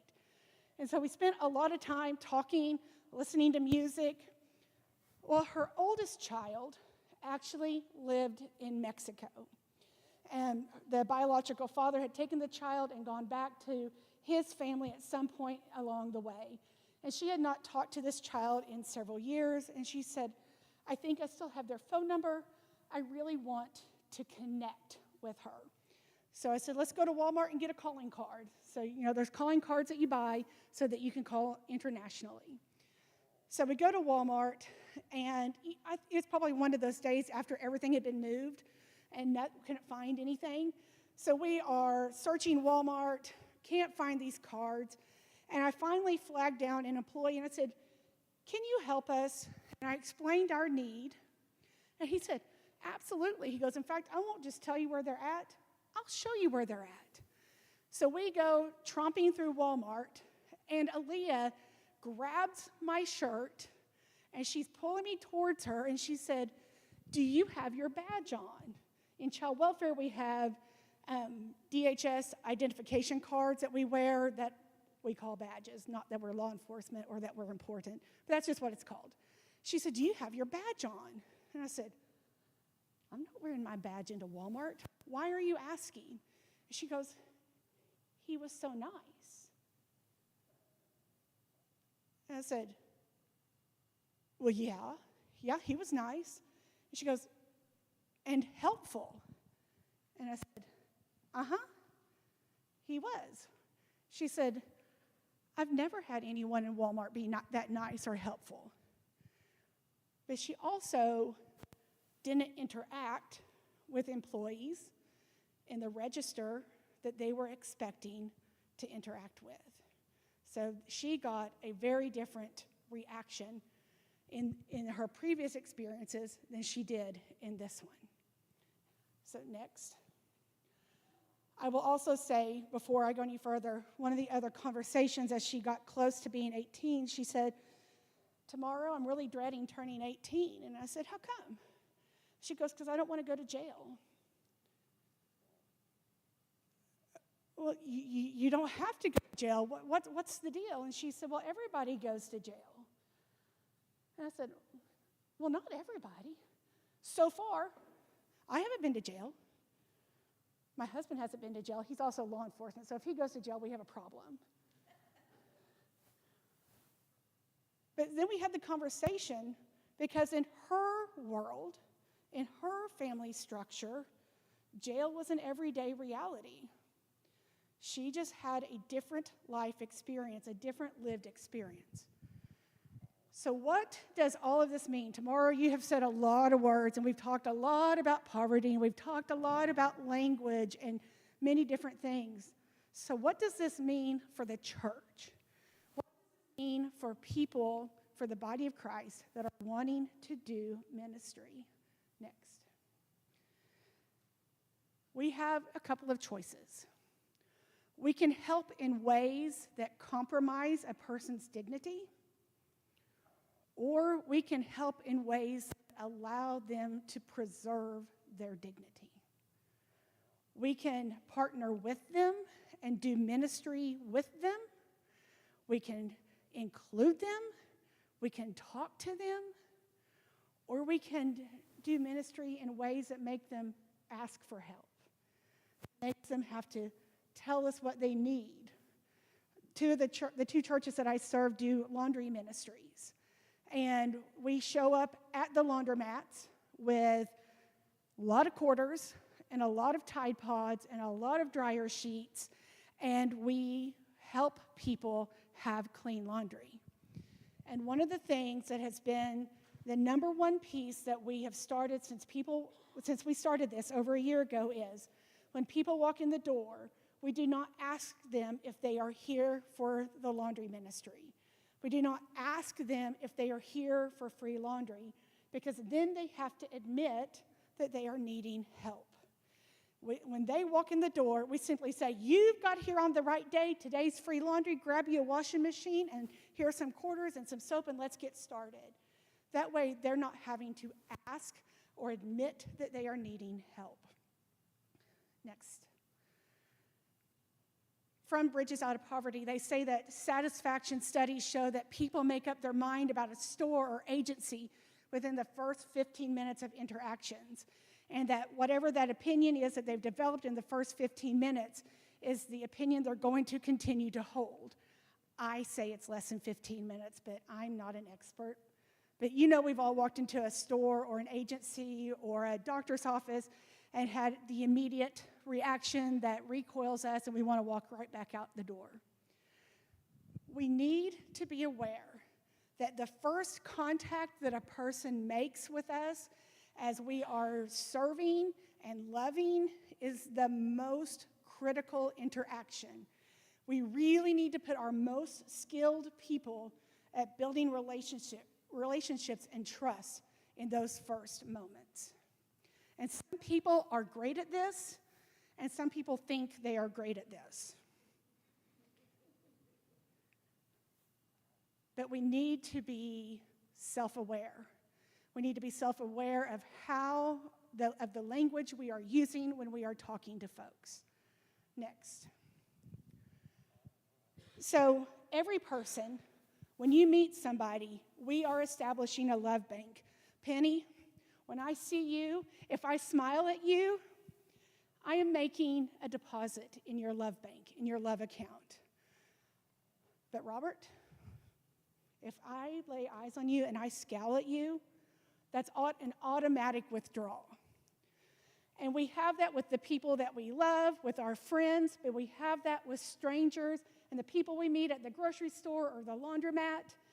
We are constantly making deposits or withdrawals into love banks with each other.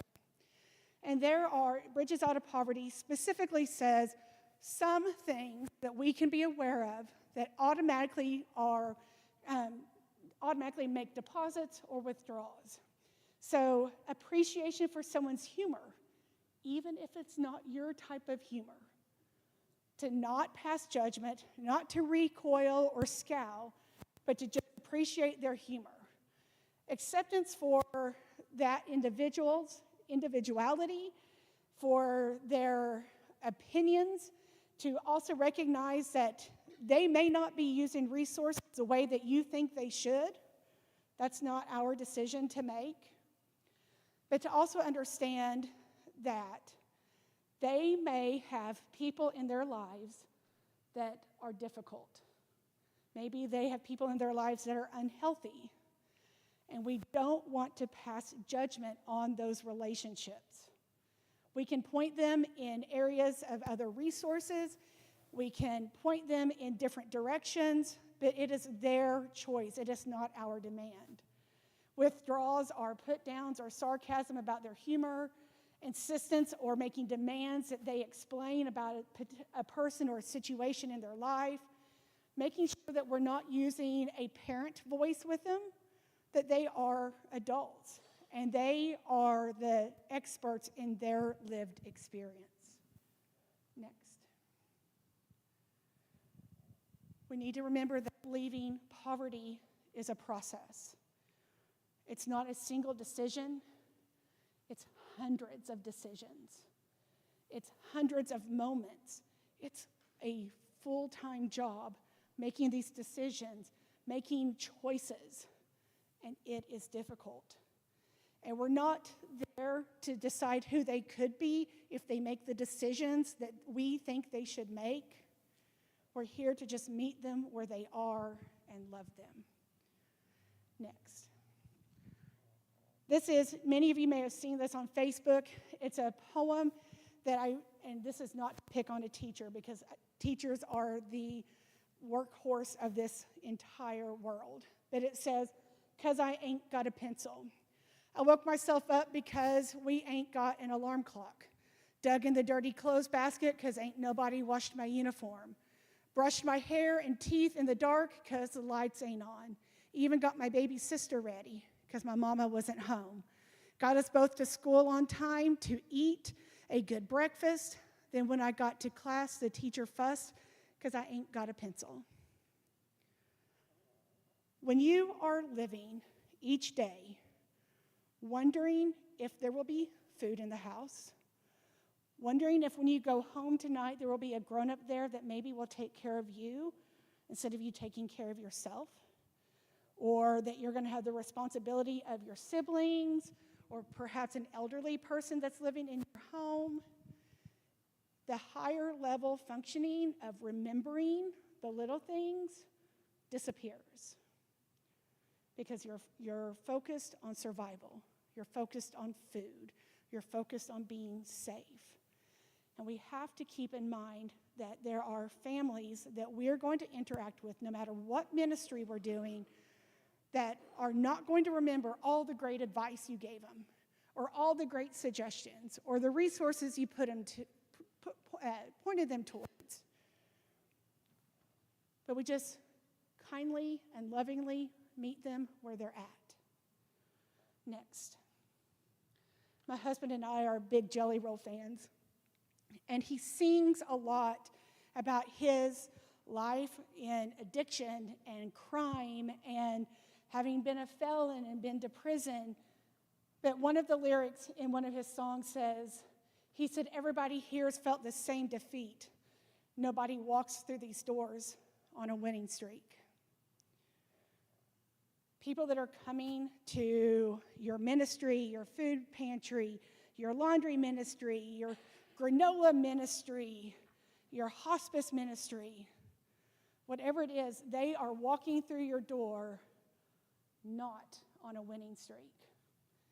They are probably coming through in the lowest moment of their lives, and they just need our love. Are there any questions?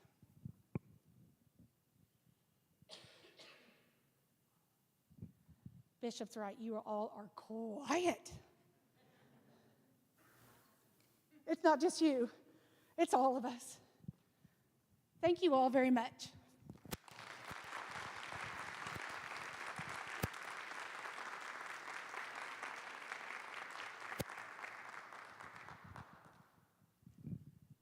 Thank you, Pastor Tammy. I love Bridges Out of Poverty. And if you haven't gone to a training, it is life-changing. It is worth it. Also, poverty simulations and also trauma-informed trainings as well. They're all excellent. But now let's take a 10-minute break and be back at 4:10. Thank you all. 15-minute break. Be back at 4:15. Thank you all.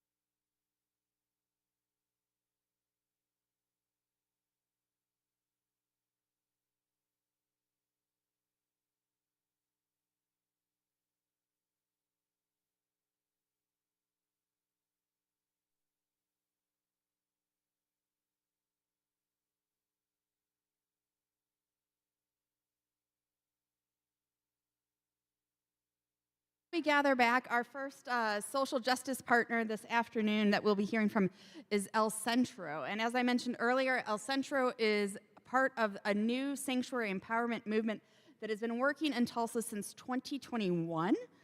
Their mission is to be a community and learning center that empowers immigrants through education and resources. Here to talk about El Centro is their executive director, Maria Elena Kuykendall. I got the last part wrong, which is the easy part, Kuykendall. She is a mom, a grandma, a humanist with a background in psychological studies, international cooperation, and nonprofit engagement. So please welcome Maria Elena.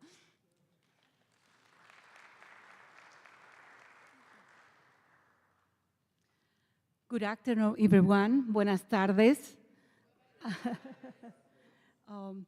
Like you recognize for my accent, I would love to talk in Spanish because my vocabulary is a big one, but I'm still learning English, and I recognize my vulnerability don't be enough for my thoughts, but I will speak from my heart, like I say, my kids and my coworkers. I would like to introduce to you El Centro. Is the nickname of the big name, the New Sanctuary Empowerment Center.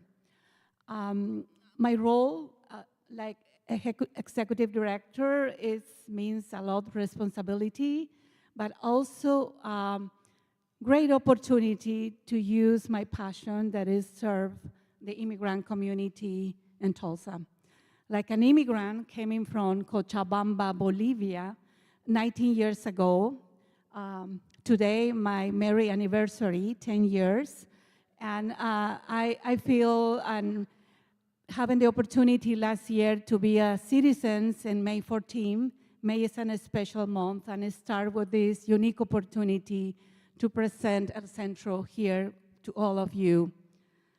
El Centro, the main mission of El Centro is honoring the dignity of migrants, empowering us in all dimensions of the society.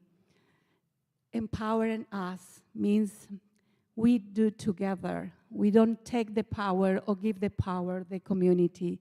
This is kind of the difference, that we have clarity from the beginning of the work and the commitment of the work in El Centro to the last 4 years. We're a new organization in Tulsa. It started like an activist group of people, but really focus on social justice. That for us is an honor, it's a privilege to be part of you, like a partner in social justice. And now we go through some presentation, what El Centro is doing through the last 4 years.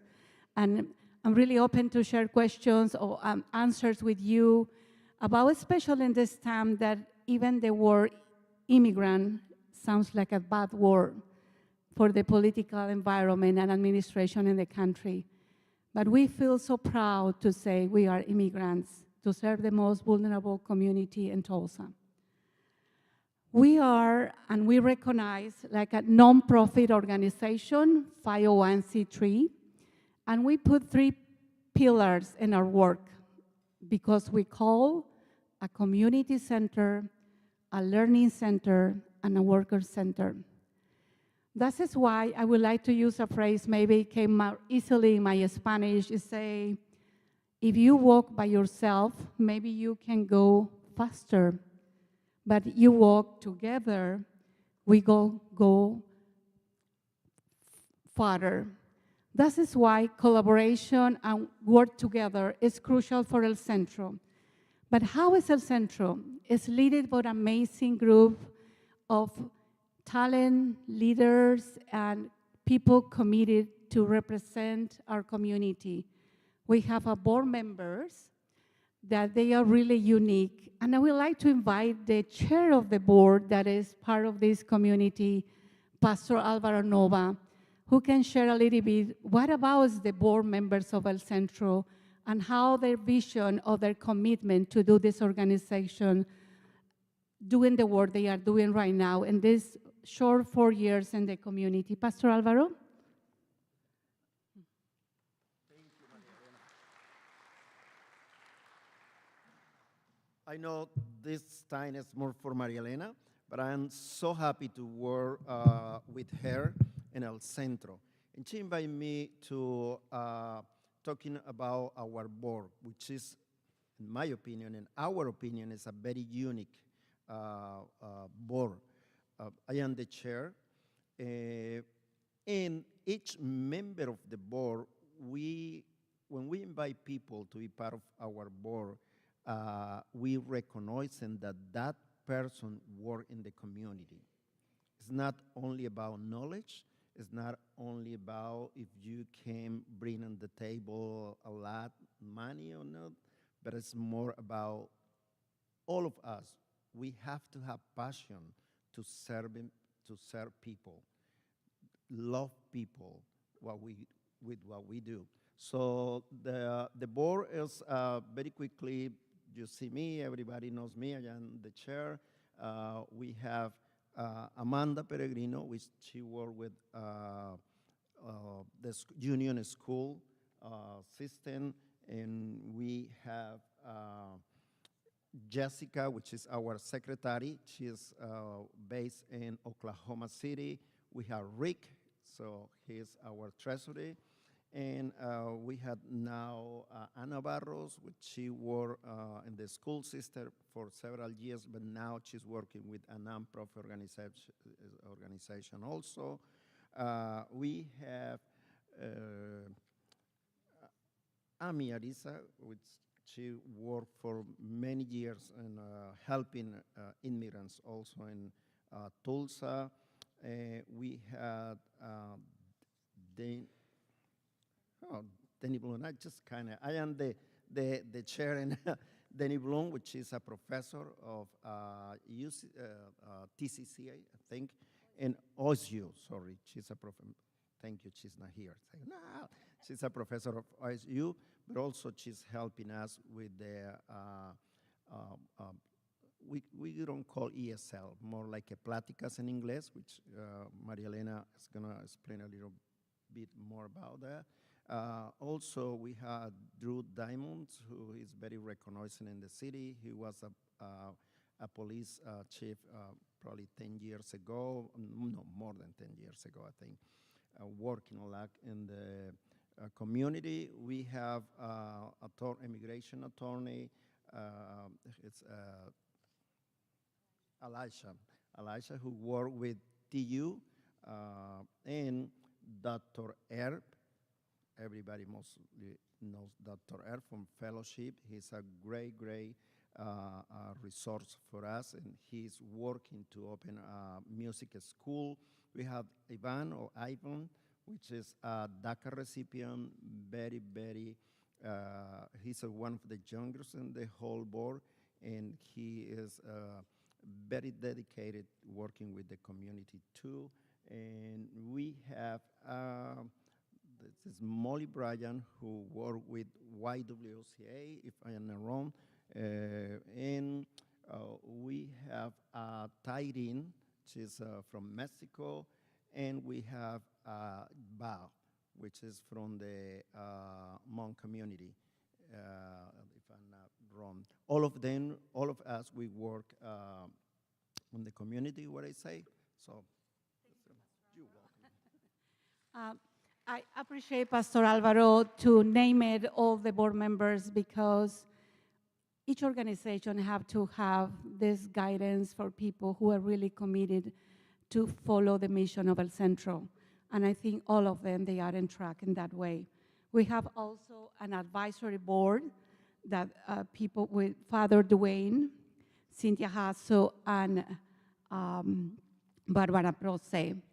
But all this idea, proposal, and a structure that build a 501c3 is place the dreams and projects for an amazing team of small for now. We hope to grow the next year of 6 women, all women, and many of them community peer educators that have the opportunity to have a training to a collaboration for Comunidad Esperanza from the Lutheran Church, TCC, and El Centro.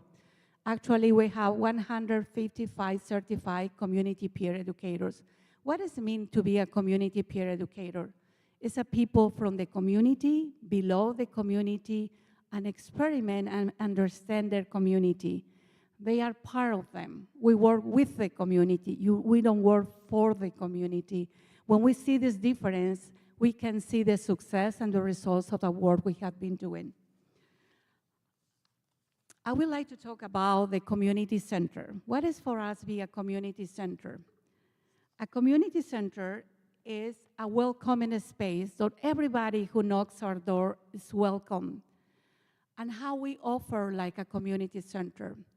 We have different programs, and we have to share something good for us. The last year, we have the opportunity to move in a location that we can expand our service and allocate different spaces to serve better our community. We have a community closet. We have, and I will search something special in our community center. Each space have a welcoming corner for the kids because we believe family involve kids. 80% of the families who ask or come to us at Central, they are women with kids under 8 years old, more than 80%.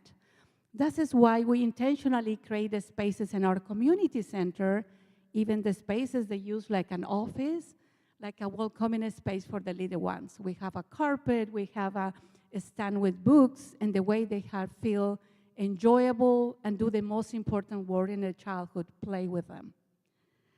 We have another important program called membership program.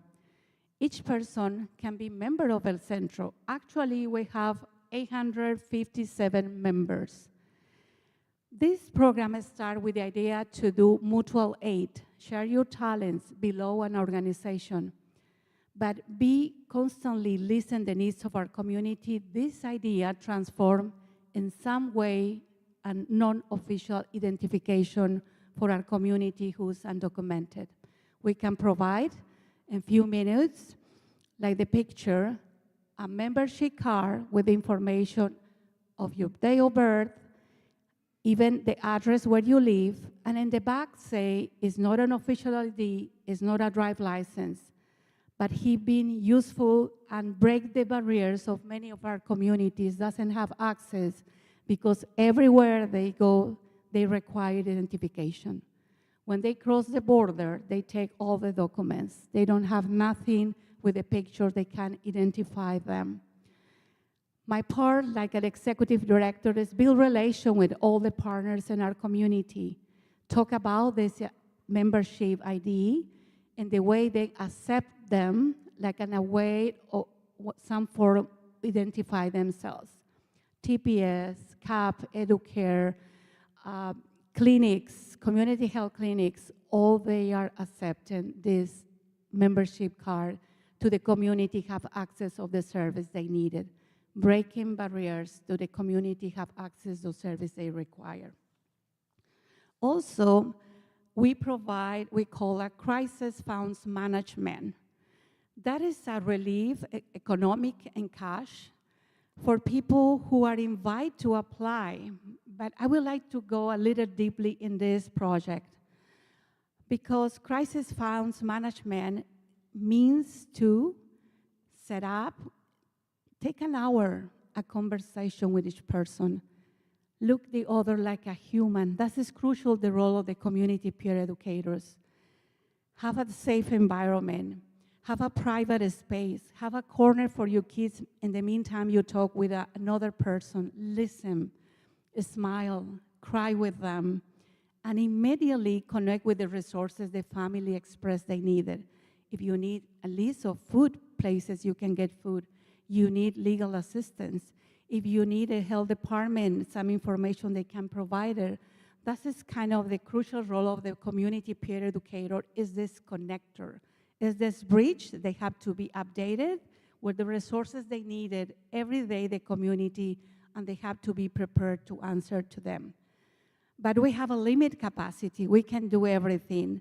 That is why we welcome another partners like the Tulsa Health Department, another organization like the Tulsa Response. They provide navigators to fill out your taxes with free costs, take your birth certificate, enroll in WIC, ask for your sooner care. All these services that our community require, we find and put in this hub of resources in our space that we call a community center. Also, we have many learning experience. Like Pastor Alvaro say, we provide pláticas in English. And I will share something about that. Tomorrow, we have a unique experience because pláticas is not a traditional ESL classes, it's community building. All these people who join every Saturday from 1:30 to 3, the pláticas in English, guided for our board member, Denny Bloom, create under the popular education strategies, games, songs, activities they can learn every day more words in English. They can play, they can connect each other, they can support each other. And tomorrow we have a little fun event because they learn a song, I think it's Tulsa Times or Oklahoma Times, and then we have someone who invite to learn to line dancing, and Channel 2 is coming to kind of highlight this opportunity. This is why we would like to break these fears to learn another language, navigate, enjoy the pleasure, because the main thing when we don't speak another language is I can't, I am not capable, and this is these pláticas allow these people to do. Something that we added last year for the people who is allowed to prepare for the citizenship test, the professor Denny Boone incorporate the preparation from the 100 questions for the citizenship test. The good news to these people who wait for many, many years to be a citizen, they got them because there was all people, they was scary not enough in the skills on English. They were so knowledgeable, but they did it. These small seeds can be grow, but generate different activities or learning experience. We have many partners doing different classes. Talking as teaching, hablar es enseñar, especially for moms with kids, mommy and me. And we have a community-based doula. That means she visits pregnant women, pre and postpartum, bringing support, connections, and this is crucial for the community, especially moms who don't have any extended family to support them and go through to be a mom in this new country. And I would like to highlight, because other thing we do is community events. Why we like to do community events? Because our community, especially Latino, they would like to gather, they would like to celebrate, they would like to share with others. We have a calendar of community events, and we celebrate per year. It's the Day of the Children that we celebrate the last Saturday, the Three Kings, a community baby shower, and a health fair. Last Saturday, I have a kind of video after that. I have an idea what we put in place in our community event, resources, but what is the main objective of this event? Bring happiness, and in this more uncertain time, resources, some fun activities for our community. And the response, even Saturday was raining, was amazing. They have joy, they have draw, they have play. And this is why we combine resources with activities and culturally appropriate for the community who visit. We have a Hmong dancers, we have a Mexican beautiful dancers. We would like to celebrate and highlight the positive and the good energy and the resilience that our community have here in Tulsa. I think it's the next one.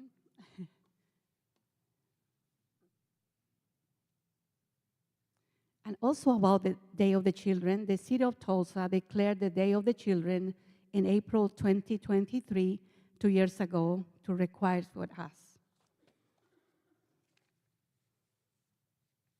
You can click in the video. Could you click in the video?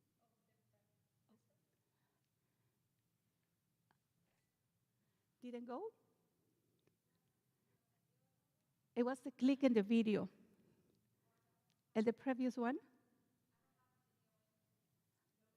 Oh, okay. It will be for the next time. I would like also share the results of the last fiscal year. How many people Central serve?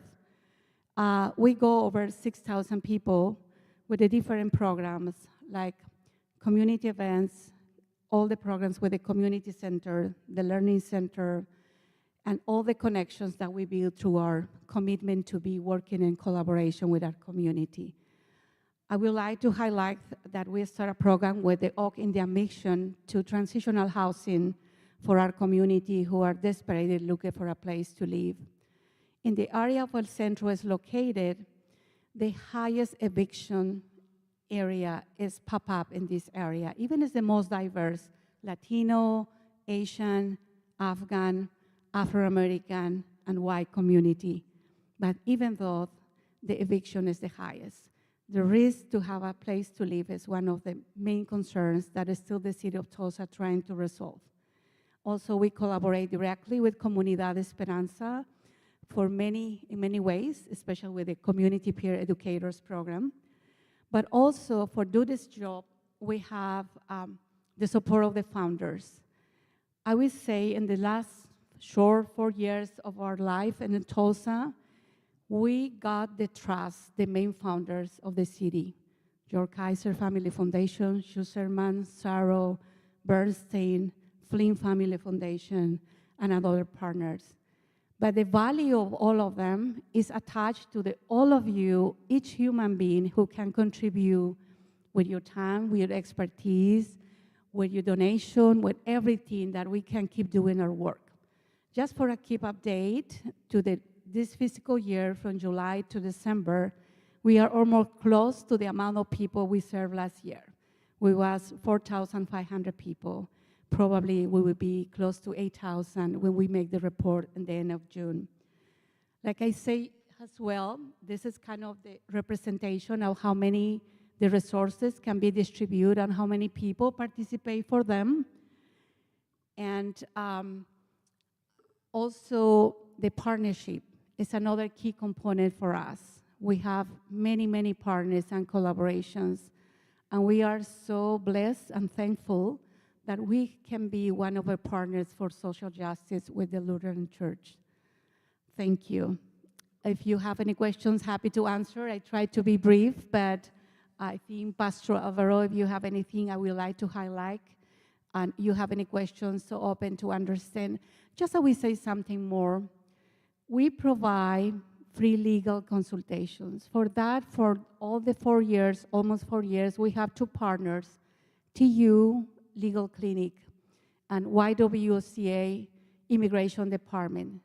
But in February of this year, these 2 collaborations stopped. This is the results of the changes in the administration of this country, and we are desperately searching for to have the next year a staff attorney, because we have 350 people waiting for free legal consultations that these changes avoid to serve them where they need it. It's the main need coming ahead for our community, and we are looking for collaboration with attorneys. We provide this free service and giving information about know your rights, that is so important. But in the meantime, the needs are growing day by day. That is why we see the effect, but mainly our organizations is not dependent on federal funds, it's all private funds, but allows to keep doing our work, but cover the needs we have to face ahead. We would like to build most partnership, especially with legal service that we are required right now. But we are so thankful and grateful to build this community and be here with you. It's an honor for me and share about El Centro, and I would like to invite tomorrow, we will have a workshop, and we will go through the experience to be in El Centro with some fun activities and also share more detail. What does El Centro mean? What is in the heart of our community and serving the most vulnerable community in Tulsa. Thank you.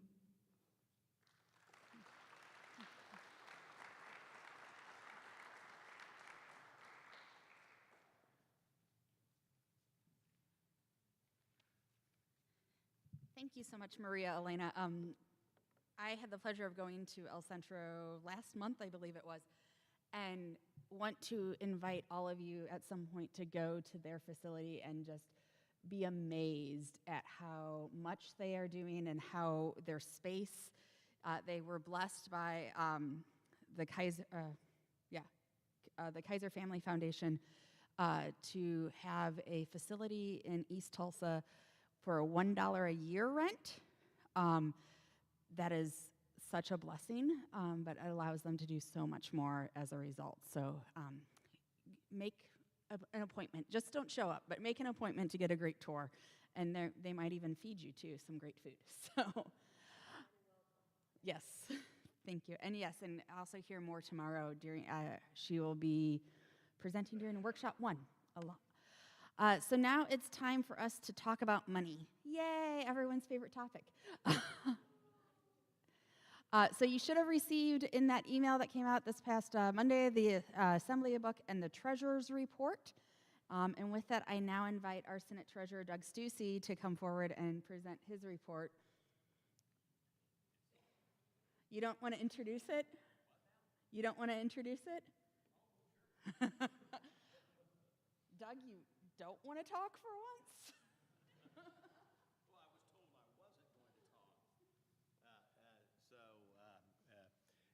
Good news. Good news is you get my report via screen, which makes it a lot easier for a couple reasons.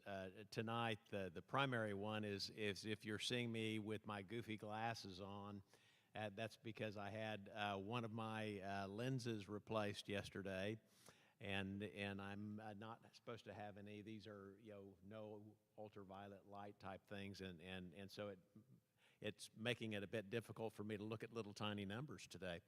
And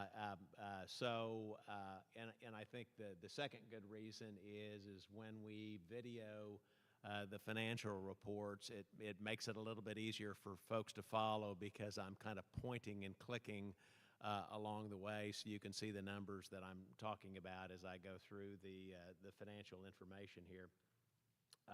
Really don't have any preface to speak of. The numbers are self-explanatory when you see them. Again, the big change or the big difference this year is the fact that we did sell the building. And so I think the first presentation that you'll see is the financials that show what we sold the building for and net the gain that we'll have on that building and the income producing asset that we have now today is an accounts receivable for $2.3 million, and in the future it will be actually cash and investment securities. Then we look at the balance sheet, and again, the balance sheet, it's not audited. For the last 2 years, we haven't had an audit. I'd love to have an audit, and we have some more work that we need to accomplish before we have it in the capacity to be audited. But I'm fairly comfortable with the numbers on the balance sheet. And then finally, we'll look at the income statement and the budget numbers, what we did for fiscal 2025, ending in January 2025, and also 2026. But I won't belabor it too much. You'll hear me go on for about 30 minutes on this video, but I am available for questions, any questions that you might have once we've been finished there, or again, see me at any time during the assembly here, and I'd be happy to answer your questions. Was that okay? Sure. All right.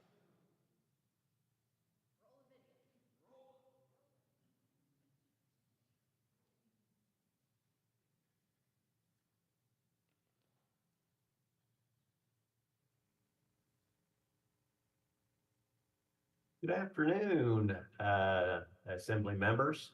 We've really found over time that presenting the financials via the electronic fashion here makes it a lot easier for you all to kind of see when I point and click some of the numbers that we're talking about. So what I want to do is to jump in and present really 3 statements. One is the statement on the sale of our building. The other is one is a balance sheet as of July 31st. And finally, the operating P&L for fiscal 25 and our proposed budget for 26 and 27. So I'll jump in, sharing some screens here.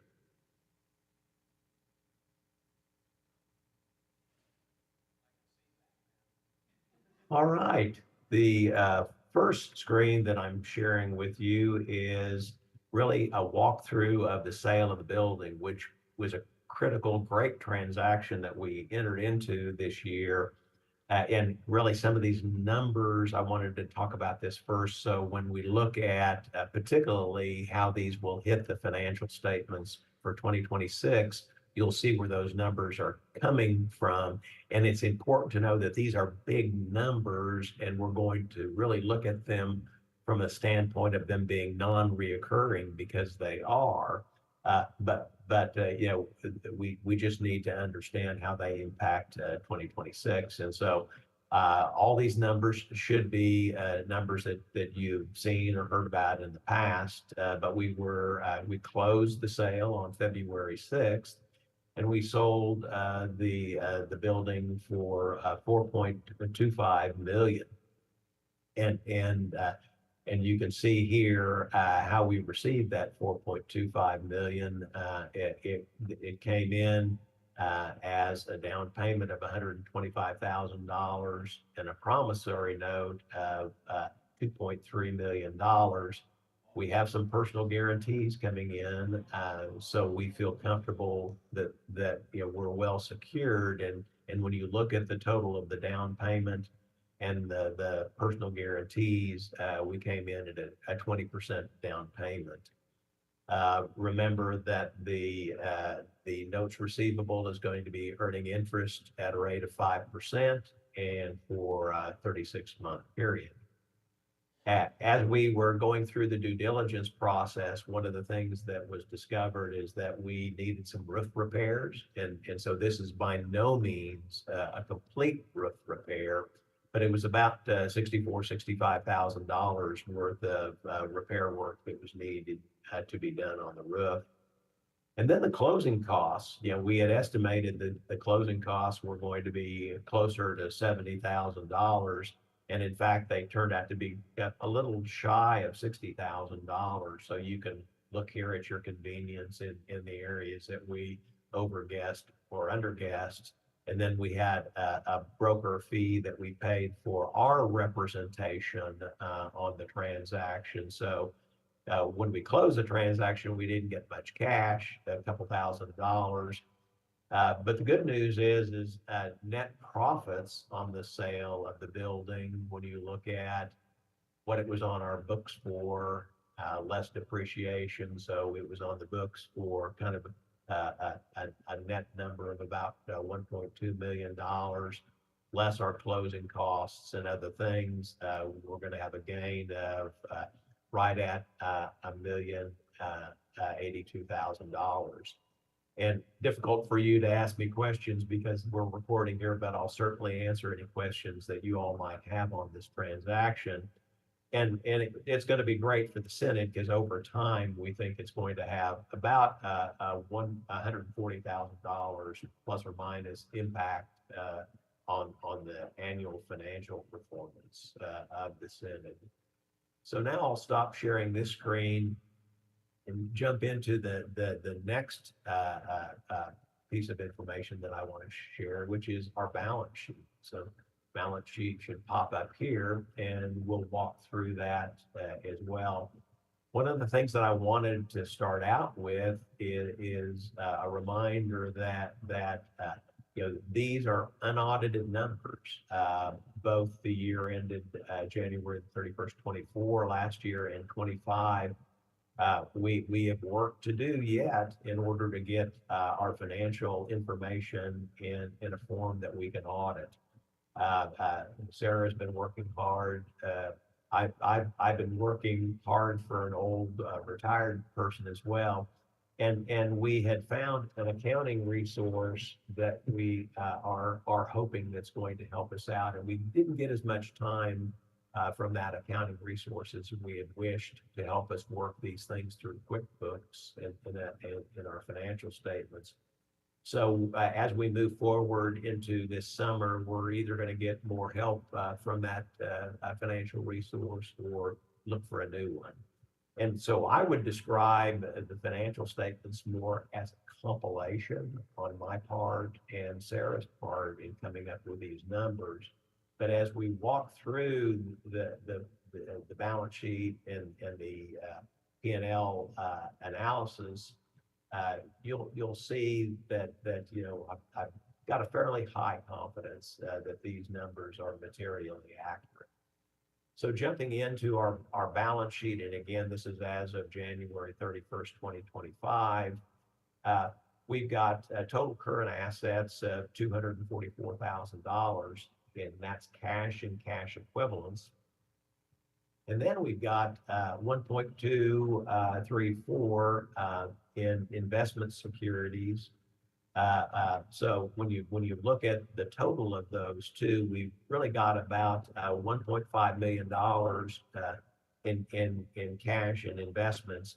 And those things that are highlighted green there have all been agreed and tied to the bank statement or the broker statement. So I have a high confidence level that our assets are strong. And when you see over time, these numbers are fairly consistent. What's happened this last year is that the funds that we had been accumulating for what we call Karen's funds really went from being held in a bank statement to an investment fund.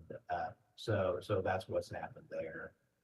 On property and equipment, really nothing's been happening over the last several years other than we've been accruing depreciation over time, but the amount that we have invested in the building for autos and equipment have stayed constant. And really one of the reasons why I showed you the financial statement early on the building sale, because for the most part, we're going to be going from $1.2 million in property equipment to in February, where other than our autos, again, we really sold it all and our autos are fully depreciated. So our net property and equipment today is about zero, which is great because we are not heavily invested in non-earning assets. We're invested in investment securities and other current assets, cash, that are all in some form or fashion earning money. And there's not a huge difference, about $100,000 difference in the total assets of the organization. On the liability side, our liabilities are for the most part, credit card bills that come in and so not that material of a number.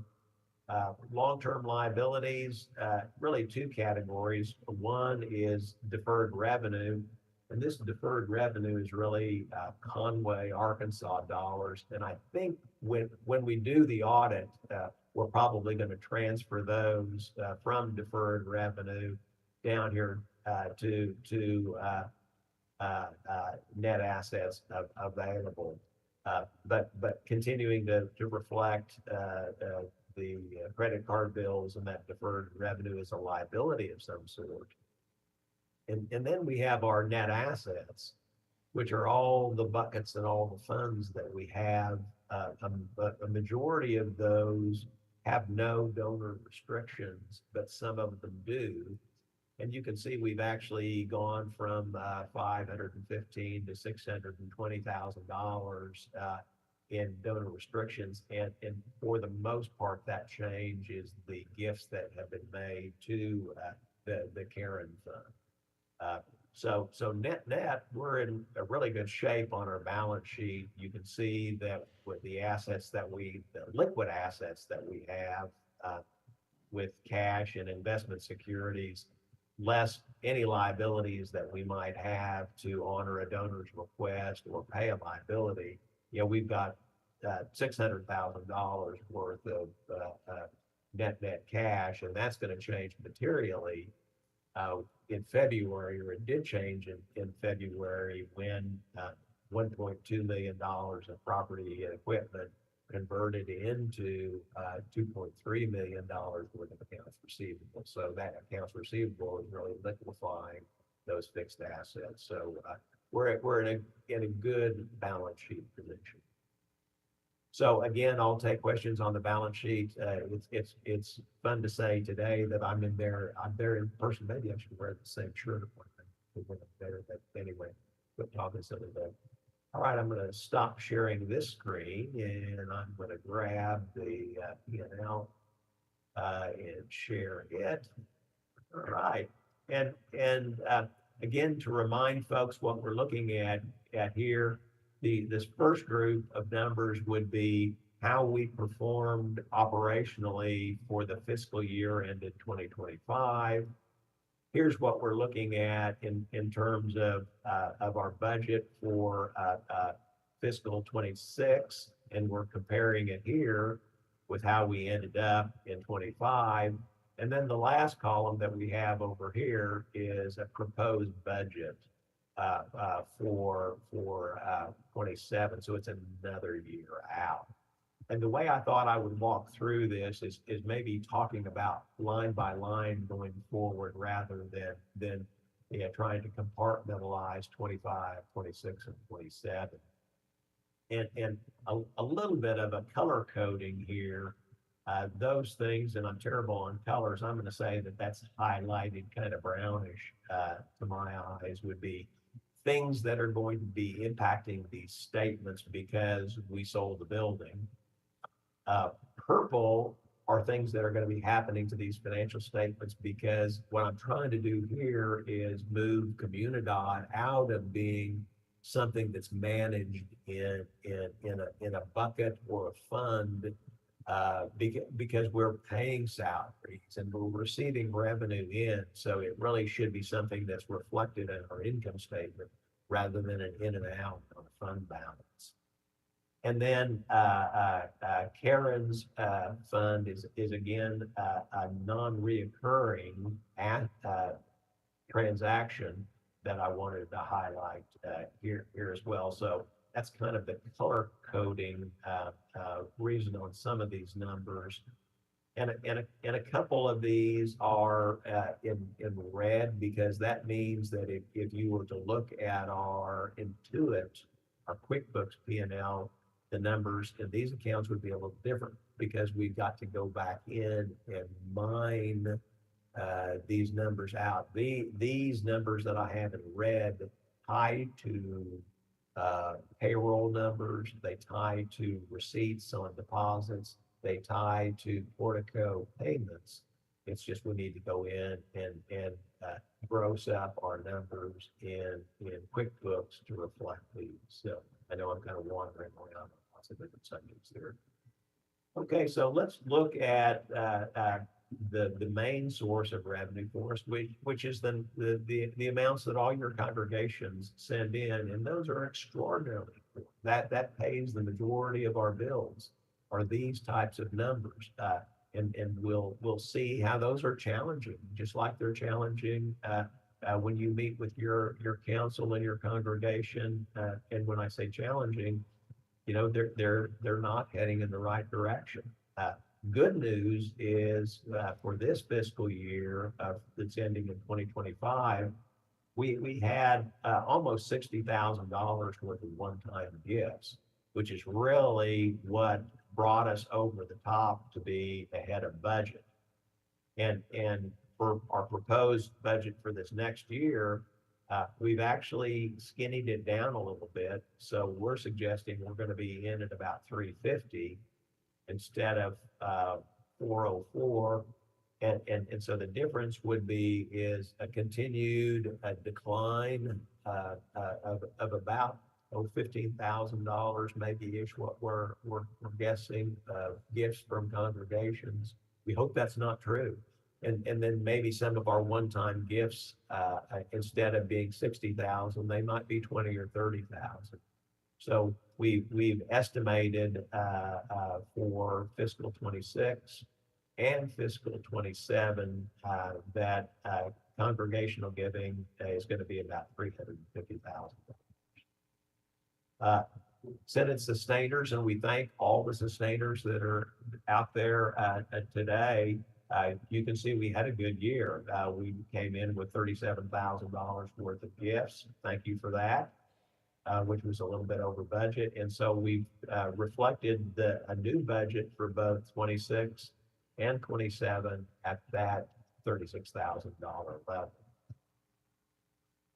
Rent receipts, well, we don't have rental income coming in on our buildings. So we got about $2,400 this year, and we're looking at zero for both 26 and 27.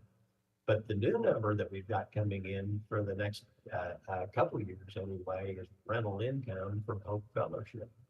And that is again at 5% of the $2.3 billion. And so fiscal 26 reflects 11 months worth of rental, and 27 reflects 12 months of rental income. And so if there's any questions on that, I'll take those questions here. The Synod Assembly registration fees, Sarah and I are just trying to clean that up, and what you'll see is we're budgeting $24,000 for each of the next 2 years, and we're budgeting expenses on the bottom that we'll see in a minute of about $20,000. So net $4,000 worth of revenue, just trying to clean up the budgeting process there. But overall, they're not going to be too different. Here we got 16,000, and we'll see the expenses on the bottom side here in a minute. Deployed staff, we've kept that constant. That's what we get from the ELCA to help support Peter's work. This new line here on Communidad, and it's really busting these numbers out and putting them on the P&L instead of them being in a fund account. And these are the actual numbers that we received the Synod received in for 2025, both from the ELCA and from Fellowship to support Communidad. So we thank those partners for those numbers, and we've kept those fairly constant over the next 2 years at 39 and 40,000 coming in. Finally, there's a little bit of miscellaneous here and there. So our total reoccurring income, because these things will be reoccurring, we were about $75,000 over budget this year. Really was, good news there, and Communidad being grossed up. So at 509,000. And what we're budgeting for this coming year is 564,000. Again, because we're getting a full year's worth of revenue coming in, and there's a few areas that we're not getting revenue coming in. So again, 564. I guess it would be a decline here in congregational giving, increase here, and these numbers staying about flat and drive that new number. And not a material change that we're budgeting for 2027. Really, the difference there would be going from 105 here to 115, which is about the $10,000 increase that you see. Non-reoccurring income, well, we had the Karen's Fund this year, which was about $112,000, and I haven't suggested that that's going to continue into 26 or 27, although I think Sarah would tell you that we may be continuing to get some dollars dribbling in here, or we may get some dollars like that on other gifts. The big number is the gain on sale. So this is where it ended up being a little bit more than what I thought originally. So we're budgeting that at $185,000, and that's net after expenses have been taken out. And that really is close to that number that I was reflecting on that the P&L of the sale. So again, and I probably should have mentioned this before, in this income statement, I'm really trying to point out recurring income, non-recurring income, And we'll be doing the same thing on expenses, recurring expenses, and then we'll look at some non-recurring expenses. So this whole area here on our Synod ministries, there's some ins and outs that were happening in 2025, just because there were some things that we got paid and missed or whatever. But the punchline is, it's about 112, 113,000. Most of that is our benevolent support to the ELCA. And so when you back that out, there's about $12,000 happening in other areas this year. What we've reflected over here in 2026 is really what I would call the normal amounts that we have been funding in these particular areas per year. That's something that we as an assembly can decide we want to do more of or less of, but that this would be consistent with how we've funded those in the past. And that's what we're reflecting over here as well for 2027. So you can see these numbers in the budget are fairly consistent at $114,000. Again, the biggest portion of that is the ELCA mission support.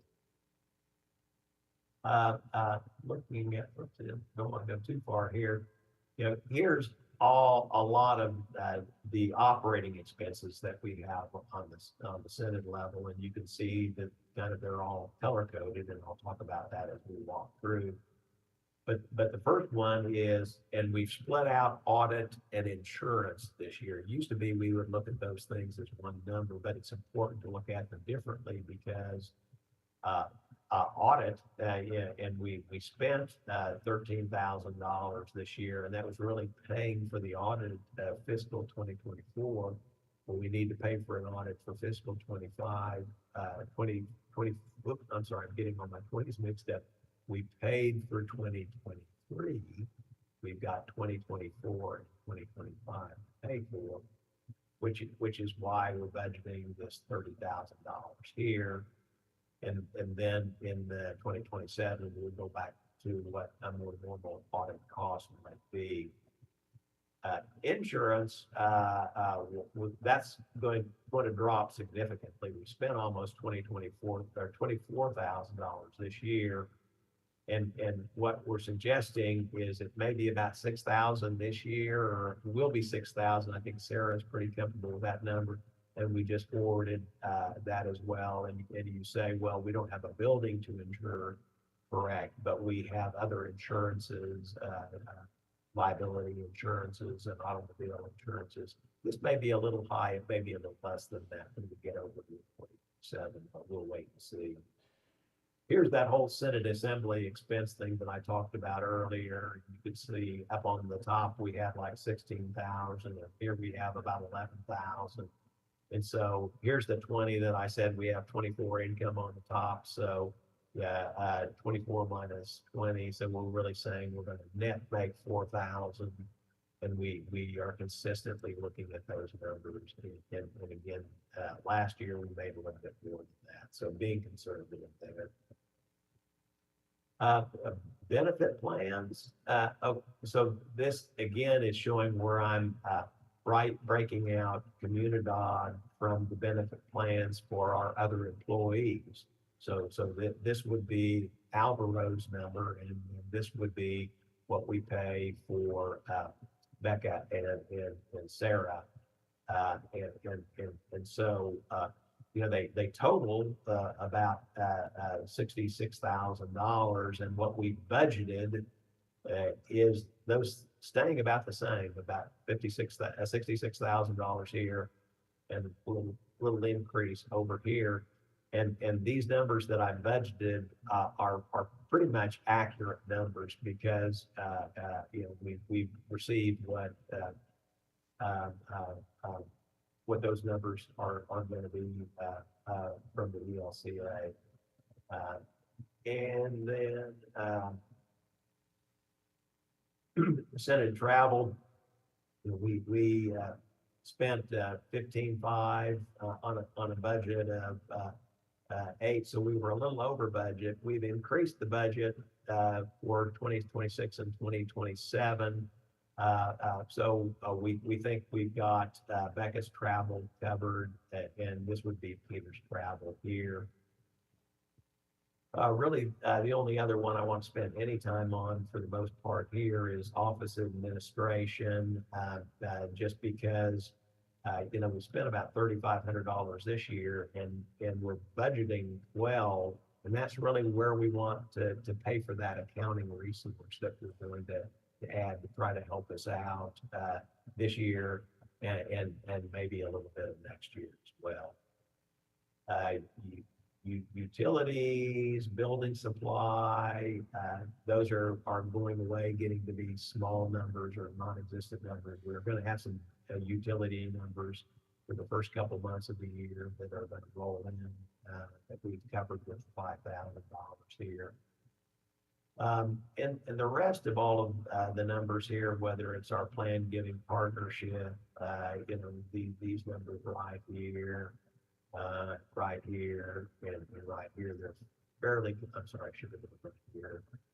And right here, you can see they're very consistent with what we've spent, whether it's postage or Synod council expenses, telecommunication software, etc.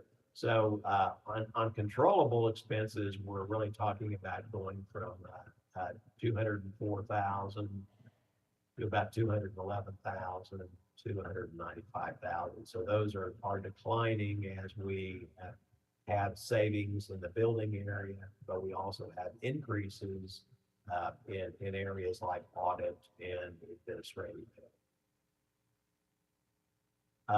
Couple program expenses would be candidacy committee, and you really never know quite how many candidates that you're going to have. So you can see we spent almost $8,000. We're budgeting $6,000 in each of the next 2 years.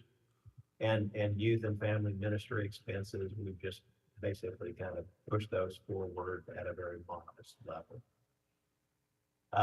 Big number in the payroll expenses would be taxes, and this would be really the only one that we pay.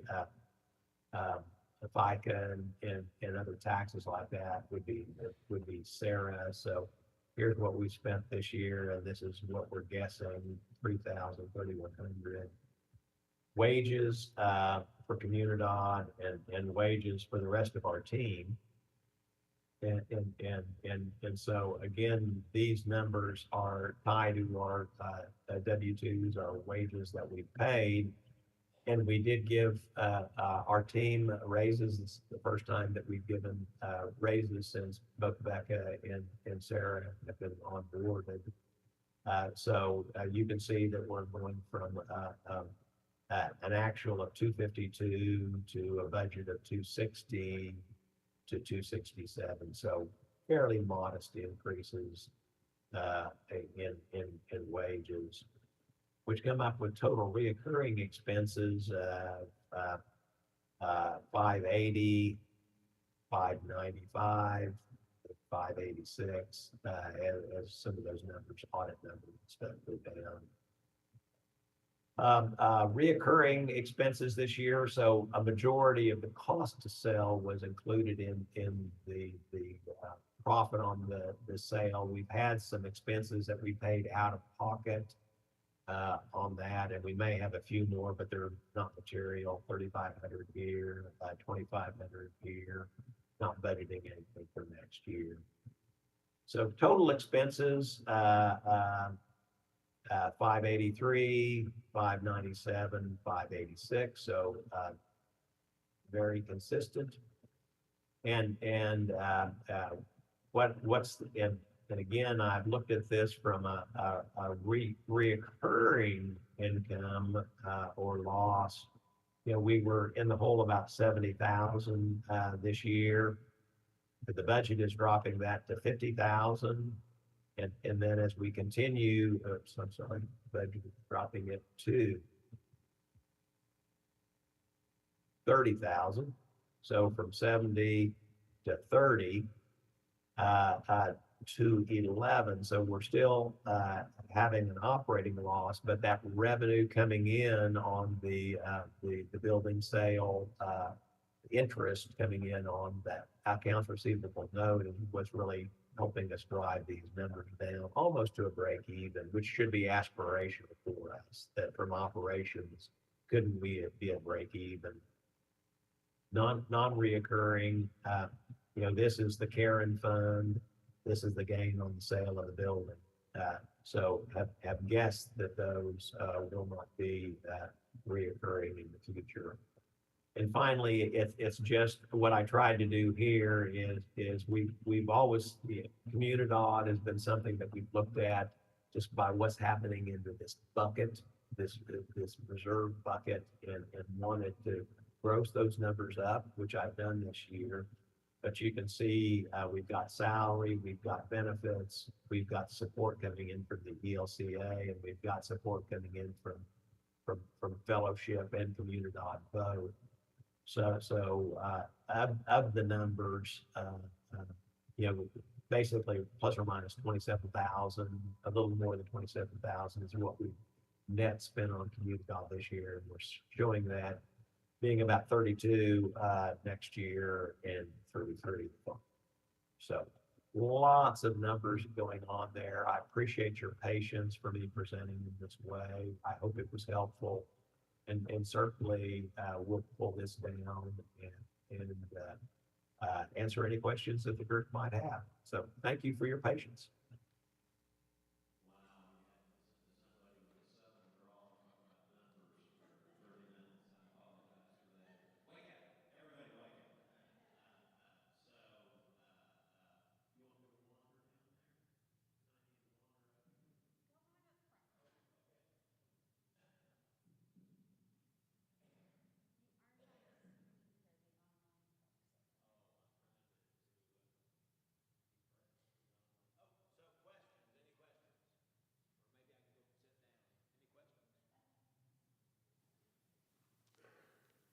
Going once, going twice. I'll be available for the next few days, be available at dinner whenever if you want to talk about numbers. I get a kick out of it. I just feel sorry for you having to talk to me about it.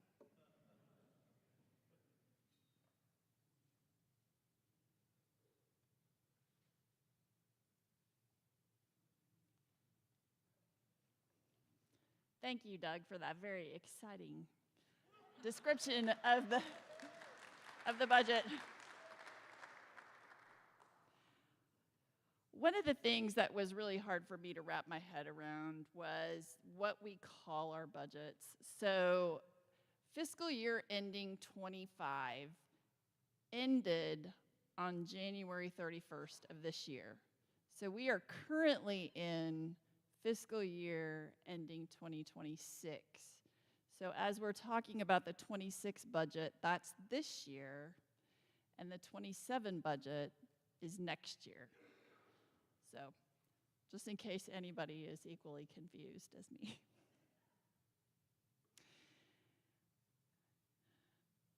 The fiscal year ending 2026 amended budget comes to you for approval from the Synod Council. So it does not need to have a motion or a second. Are there any other discussion or questions? For Doug, not me.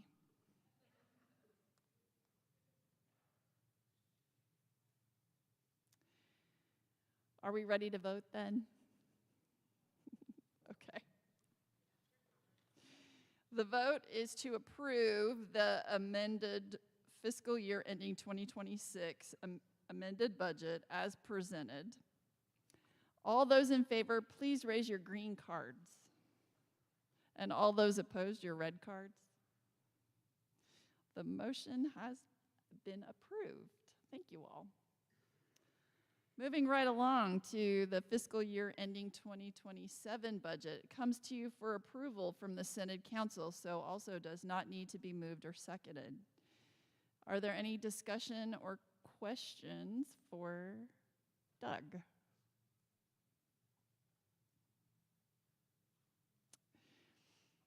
Are we ready for a vote?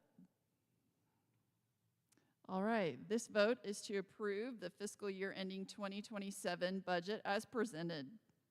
All those in favor, please raise your green cards. And opposed, your red cards. Thank you. The motion has been approved. All right, next up, I would like to invite Stephen Phelps to the microphone to give his presentation from Lutheran Planned Giving.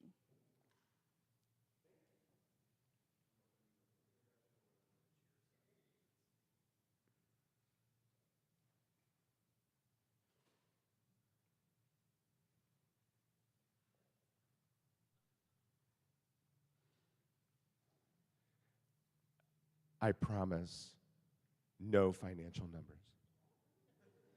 I love financial reports because I'm a finance guy. So I'll give you something different. A quick video that I think you'll really enjoy. It's from the ELCA Foundation. It's only 2 minutes. And then after that, I'll explain why it's so cool.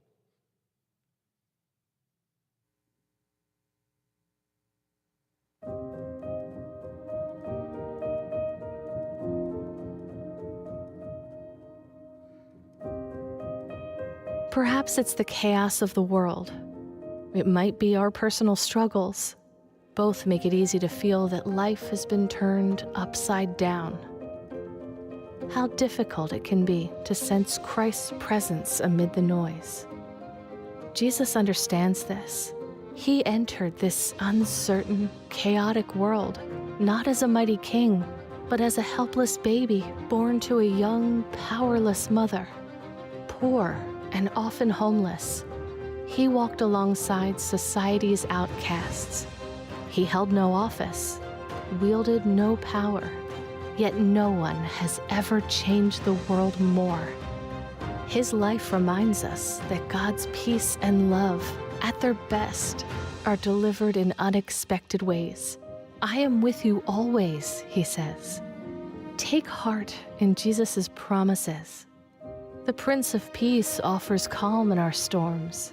The light of the world still shines through the darkness. Christ, who gave his life to keep his promises, is steadfast and faithful. Remember that he is with us always, even when it may be hard to see him. Oh, come, O Lord, and draw so near, as close as breath, as bright, as clear. In quiet hours, through veil and gleam, we watch, we wait, beloved unseen.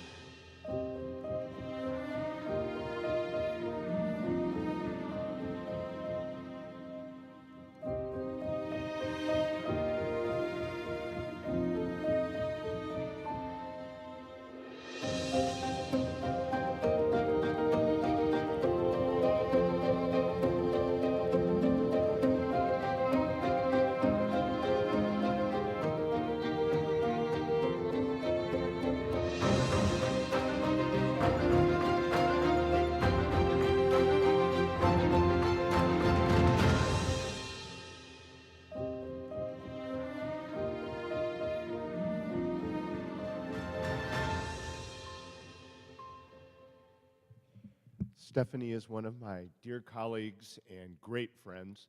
She is the gift planner in the Carolinas. And when she does that, it is actually being painted upside down. And there's nothing on the canvas. It's just black, like when she showed you at the beginning of the video. And she does it in about 7 minutes. It's absolutely astonishing. And we decided to use that as our video this year for Synod Assembly. So this is being played out across the 65 synods to highlight that we do walk with you. That's our job at the foundation. And I just realized that this is my 11th assembly for AOK as I enter into my 12th year. And, walking with Christ, which we all do every day, is an important part of our lives.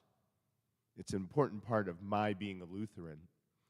And on a personal note, you might notice, some of you, that I look a little bit different. I've lost some weight. My hair is gone. I'm undergoing chemotherapy I was diagnosed in February with stage 4 metastatic prostate cancer. I don't share this with you because I want your pity or I want you to worry. I'm going to be fine. Unfortunately, there is no cure right now for metastatic prostate cancer, but we have really good drugs that put us into what's called zero detection. And so far, the chemo seems to be working very well for me, and my outcome with my oncology team, they are very, very positive. I also shared last night with Bishop that there was a recent study and a new drug that was approved by the FDA just this past weekend that is about as close to a cure for prostate cancer as we can get. And it's now available and it works. The gentleman, several men that were in the study who had stage 4 like me, took one dose of the drug and they've been cancer-free for 7 years. It's astonishing. It's called Pluvicto, and you might have seen it on TV, but they've expanded the use. It was just approved this last weekend. So it's not for me yet because my chemo will work, but this drug is just astonishing. It's just rocking the world at the Cancer Center back in St. Louis. But the foundation is walking every day with you. And as in the video, when we're walking with Christ, we are sharing our abundance.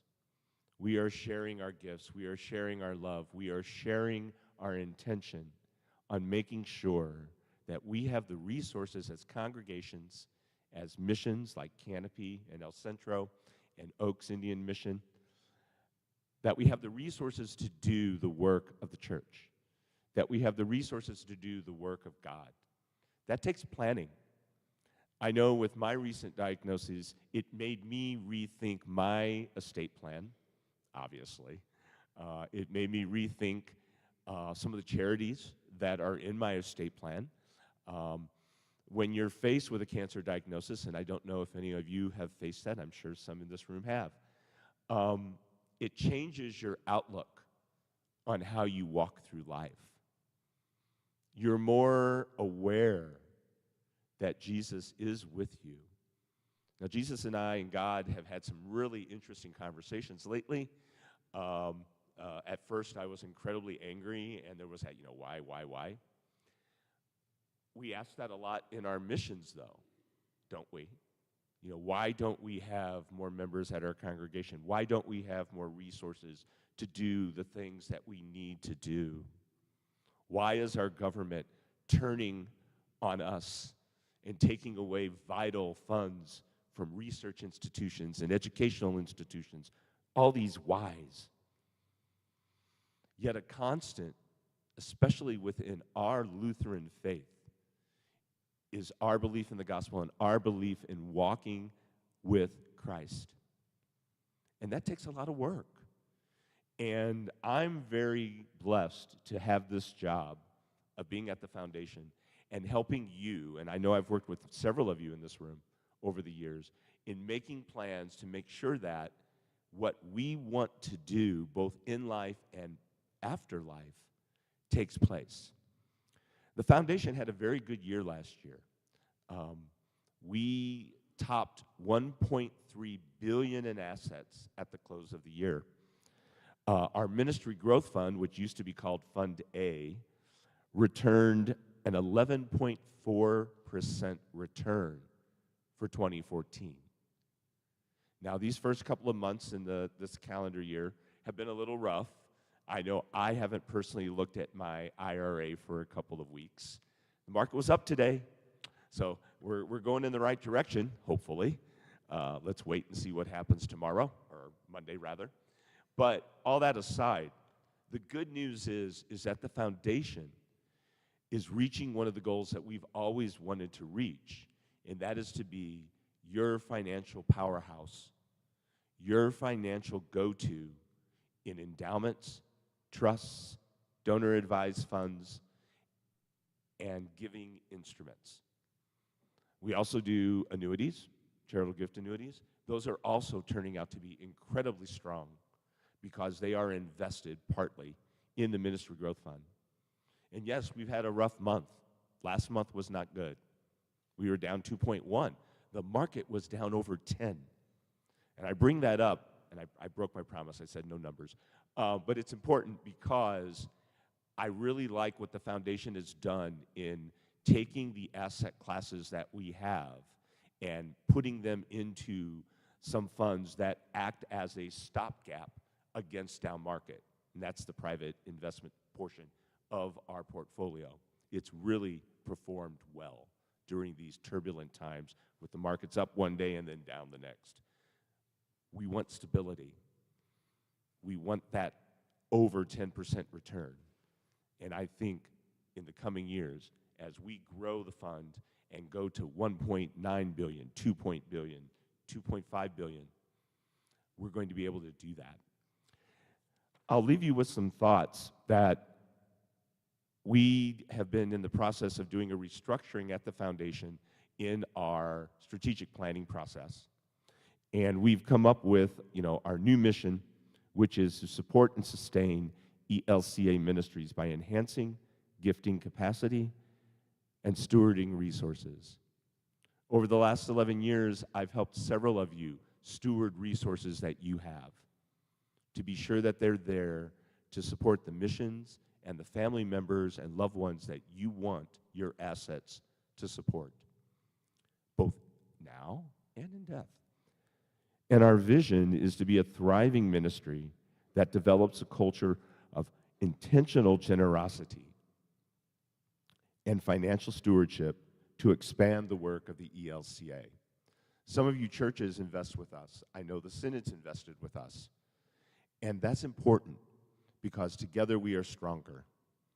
Like our other financial partners, Portico and the Mission Investment Fund of the ELCA, our three organizations as separately incorporated ministries of the ELCA stand shoulder to shoulder in working together with you, the members of the ELCA, and our community partners so that we can all benefit from the strength of our being together. These last 11 years have been my just sincere privilege to be able to work with you and to get to know many of you. It's been, I just can't believe it's been 11 years. And the thought that I wasn't going to be here this year, earlier this week, because I was having some breathing issues with chemo, I was very, very distraught. But I was able to get to my doctor, we did a quick infusion, and lo and behold, we were able to fix some things, and I was able to drive down. They don't want me flying right now, but I was able to drive from St. Louis. And I'm so thrilled to be here. You all make my heart happy. And knowing that I was going to be here for assembly because I don't have my next infusion until Monday, I'll be halfway through, I've got 3 more to go after this one, made my heart jump that I was going to be able to be here and be with you all. You have no idea how we as gift planners get excited during assembly season because we get to see you all. It means a lot to us to be able to help you. We're a mission of the church, just like Centro, just like Canopy. Our job is to make sure that we listen and help you achieve the goals that you want to do through estate planning and through intentional gifting. God gives us so many gifts, and I've come to realize that since my diagnosis. I'm very rich in friendship, in my family, and friends like you.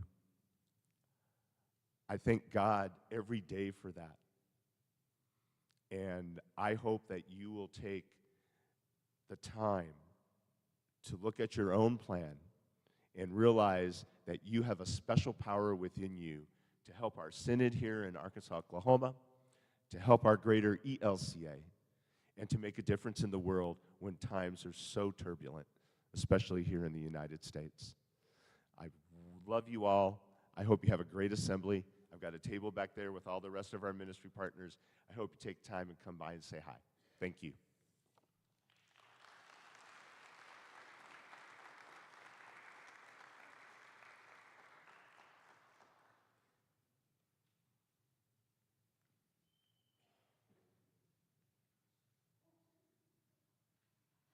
Thank you so much, Stephen. As he mentioned, we have actually 4 different accounts at the Synod. with Lutheran Plan Giving, we have 2 scholarship funds, which is the Julius Piggy Scholarship Fund and the Karen Fowler Lindenmulder Scholarship Fund. You'll hear about both of those later this weekend. As Building Bridges, we'll talk about Julius Piggy's, and we will be giving the first scholarships for our seminarians from the Karen Fowler Lindenmulder Fund that was established last year. And then we have 2 other funds that are just more general funds there. Something that Stephen didn't mention as much, but something that he does is that if you are doing any conversation about end-of-life planning in a congregation, he is more than willing to come and talk about estate planning in general, and then also to set up one-on-one conversations with people, specifics about that. And that's a great thing that congregations are able to do, because something happens. If you don't ask, guess what? People don't give. If you ask, they often will give. So, but that is it for our money section of the assembly, though money does also help the church do its ministry. And so one of the things that, because of the money that you give to your local congregations, that then goes on to us at the Synod, and then we give on to the church-wide organization. We as the church are on a roll helping our neighbors locally and globally, especially through the work of Service and Justice Department at the ELCA. And so it is my honor this year to invite our church-wide representative, Pastor Kadir El-Yatim, who he has been serving as the executive director for social service and justice for just over a year. He just hit his 1-year anniversary last month. And prior to that, he was the director of Evangelical Mission in the Florida Bahama Synod and also served as a pastor in Brooklyn. He is a very proud Palestinian. You have to meet him for 30 seconds to figure out he's an extrovert, right? Maybe 10 seconds, so you'll give it away. He is, and I think my favorite story about Pastor Kadir is he's also my airport husband. As we were going through security one day, and he really loudly announced that I should jump in line because I'm his wife. And I had another gentleman with us, and then he goes, "Oh, and he's my husband too." So, thank you for that. So he's here to talk about all the great ministry that is happening with Service and Justice, but because of your support. So, thank you.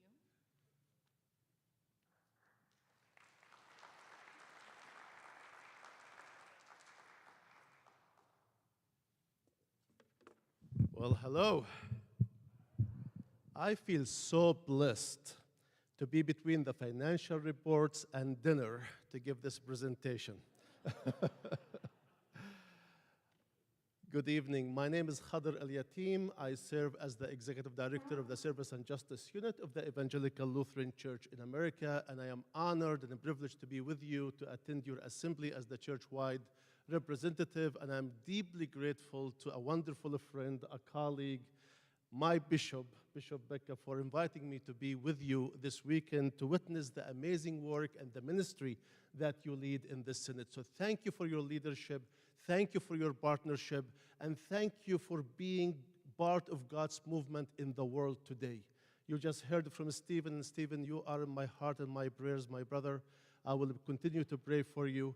You just heard about the challenges that we are facing in the world today due to the new administration and the impact of that administration on our public ministry and service. You will hear more about this today, and you will hear more about this tomorrow during my official report on behalf of the church-wide organization.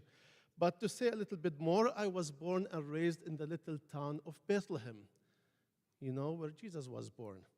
And I was brought to this country in 1992 as a missionary by the Evangelical Lutheran Church in America. Wow, right? So when I came here, I went to Philadelphia to finish my master's degree, Master of Divinity. Then I went to serve in Brooklyn, New York to start my first congregation.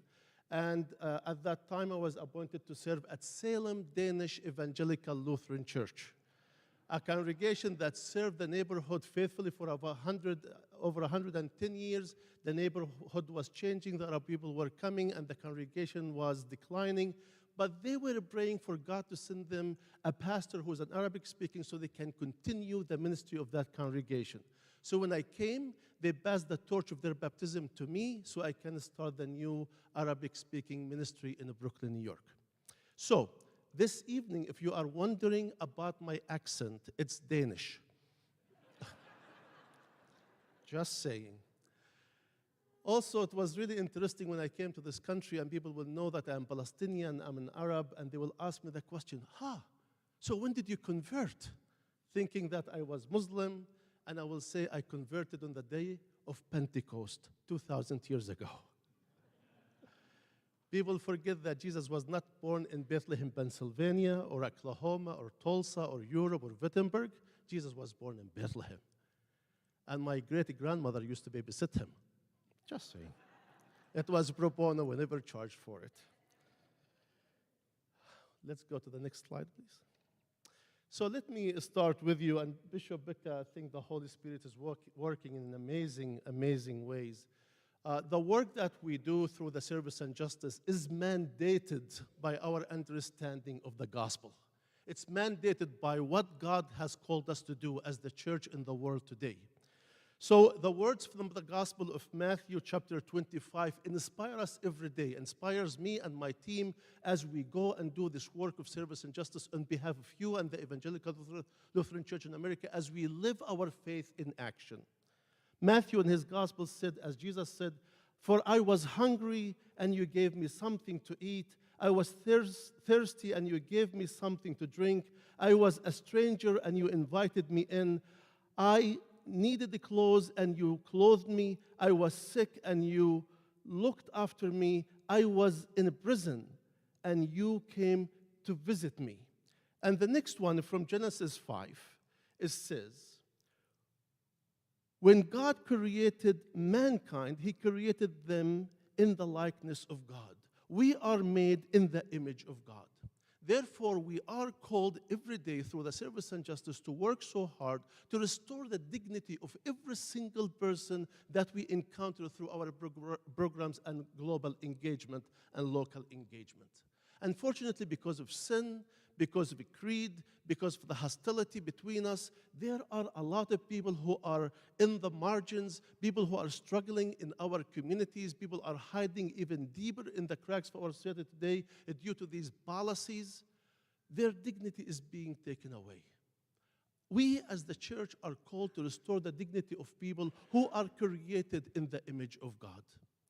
Therefore, we as a service and justice unit of the Evangelical Lutheran Church in America, our mission statement is this: the Service and Justice Home Area fosters and facilitates the ELCA's engagement in service and promotes efforts to call and act for justice. This is what we do. We do this because we are mandated by the gospel to love and to serve our neighbor. We are called to go and be with those who are suffering, those who are being dehumanized and victimized by policies, so we can support them as children loved by God himself. I want to introduce to you the teams that work in the Service and Justice Home Unit, so you know who they are, because when I say service and justice, people say, what is that? So here it is.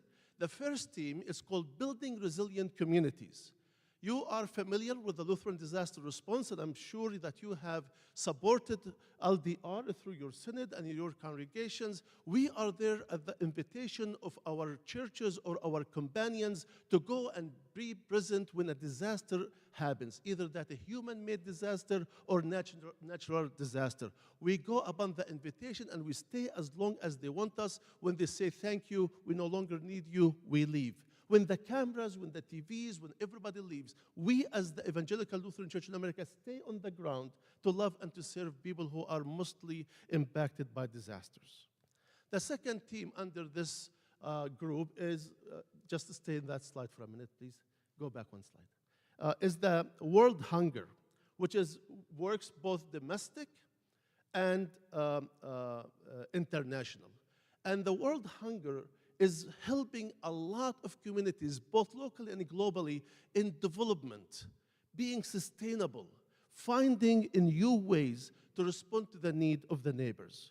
We work on education and hunger networks. If you have Vacation Bible School, we put out amazing programs to help you understand the work of service and justice.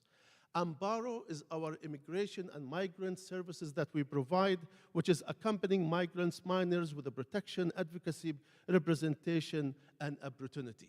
And if you have not learned about Amparo, please go to the elca.org and learn about Amparo. It's an incredibly important program that works here in this country and works around the world to accompany especially minors who are on the move. The second team in our unit is the Global Mission Team. And I hope that you pray for the Global Mission Team that serves on your behalf throughout the world. The Global Mission Team, they have 5 area desk directors, and that is Africa, and they have the Asia and the Pacific, Europe, Latin America, and the Caribbean, Middle East, and North Africa.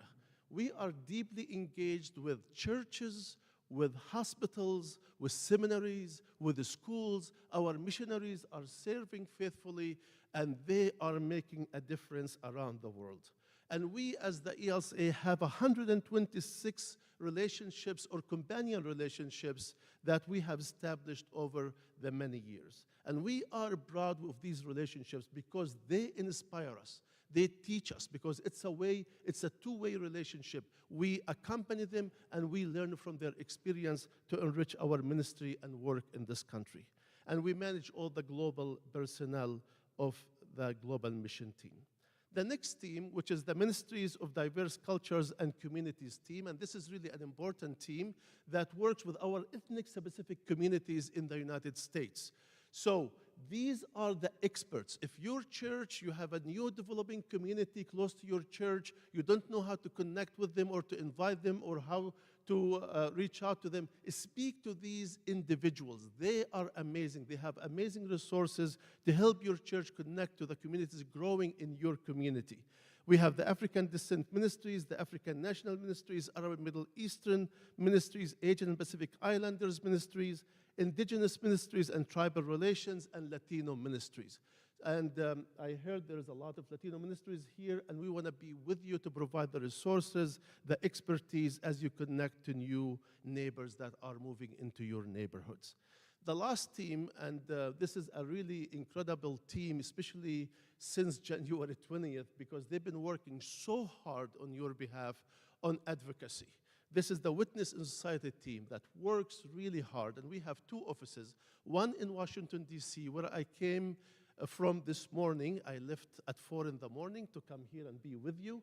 And we have our second office in New York that relates directly to the United Nations. These 2 offices are part of the Witness in Society, plus all the state public policy offices that do work hard in developing policies, advocacy, organizing with our congregations so we can care for the most vulnerable among us.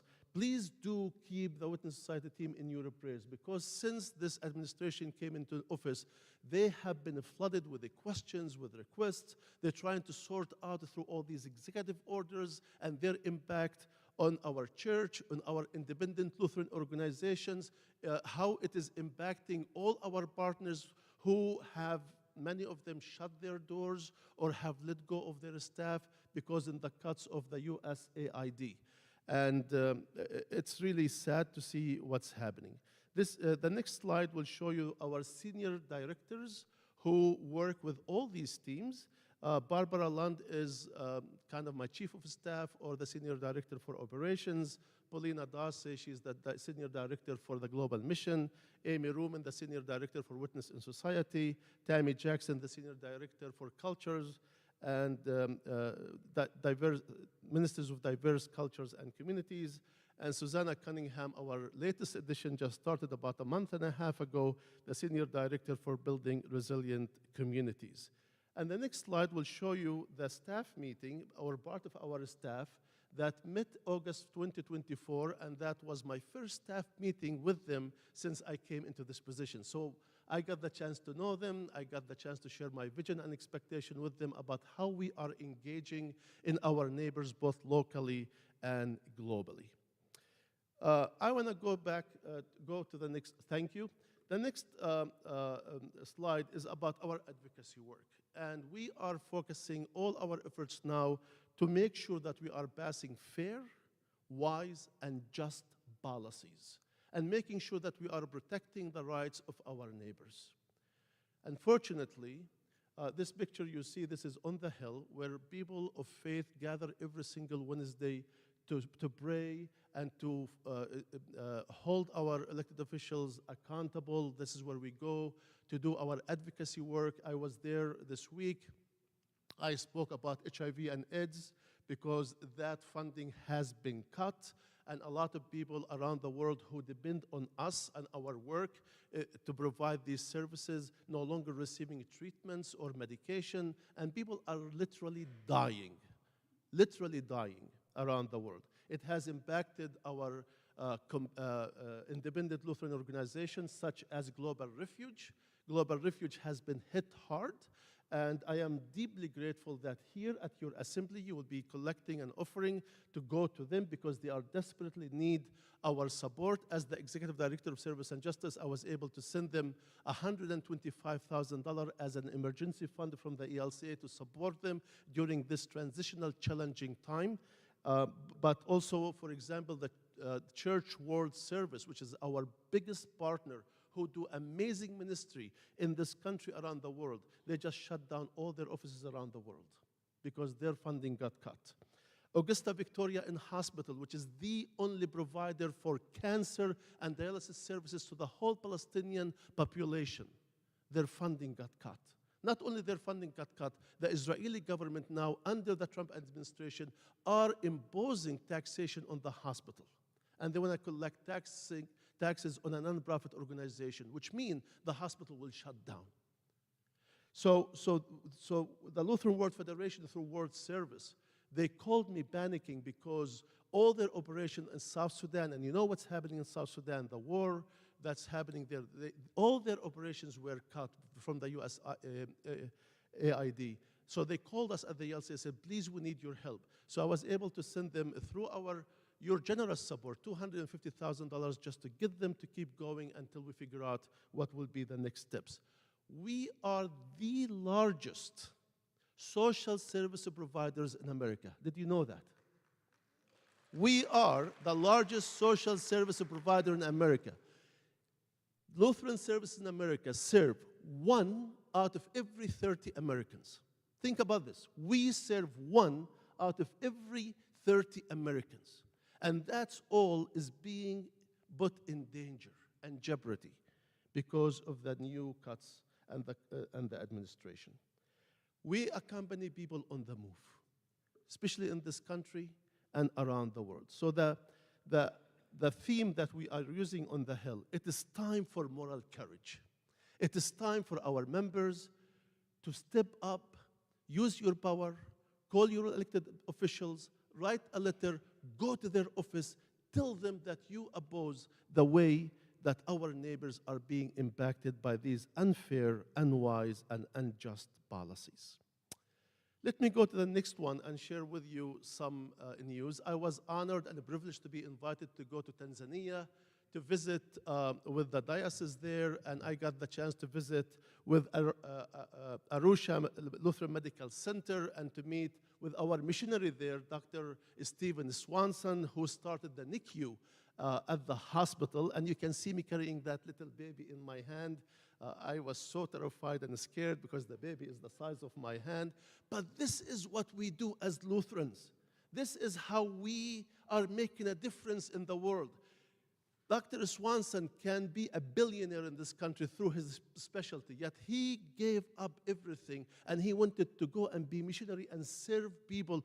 If he was not there, this will not exist. These kids will have no chance in surviving and living. He went there, he took a little room and turned it into a life-saving NICU to give hope and healing to the families and to the children. So this is really a miracle in the making. All these children that come to his care, almost 90% of them have success rate. And guess what?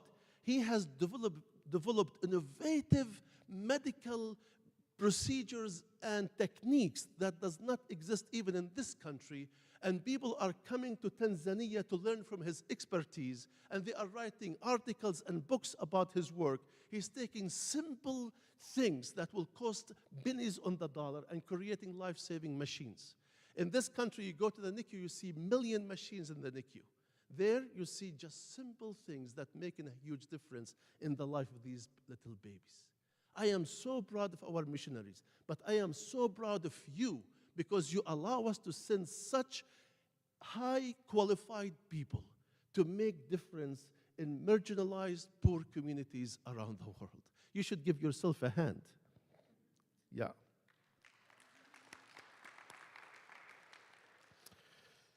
Let me move to Colombia, and I was privileged to be invited by the Evangelical Lutheran Church in Colombia to visit with them. And you know, Colombia is one of the largest transition countries in the world where people come from all over the world to Colombia, and they go from Colombia to Panama, then from Panama to the Dorian Gap through the jungle.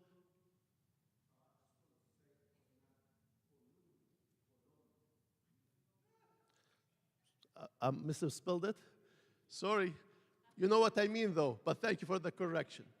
So they go from there through the Dorian Gap and trying to get north. And now with a lot of the changes, many of the organizations that existed to provide services to the people on the move, especially in Colombia, and when I went, I was told there was about 20,000 people living on the beach, living on the streets, being exploited.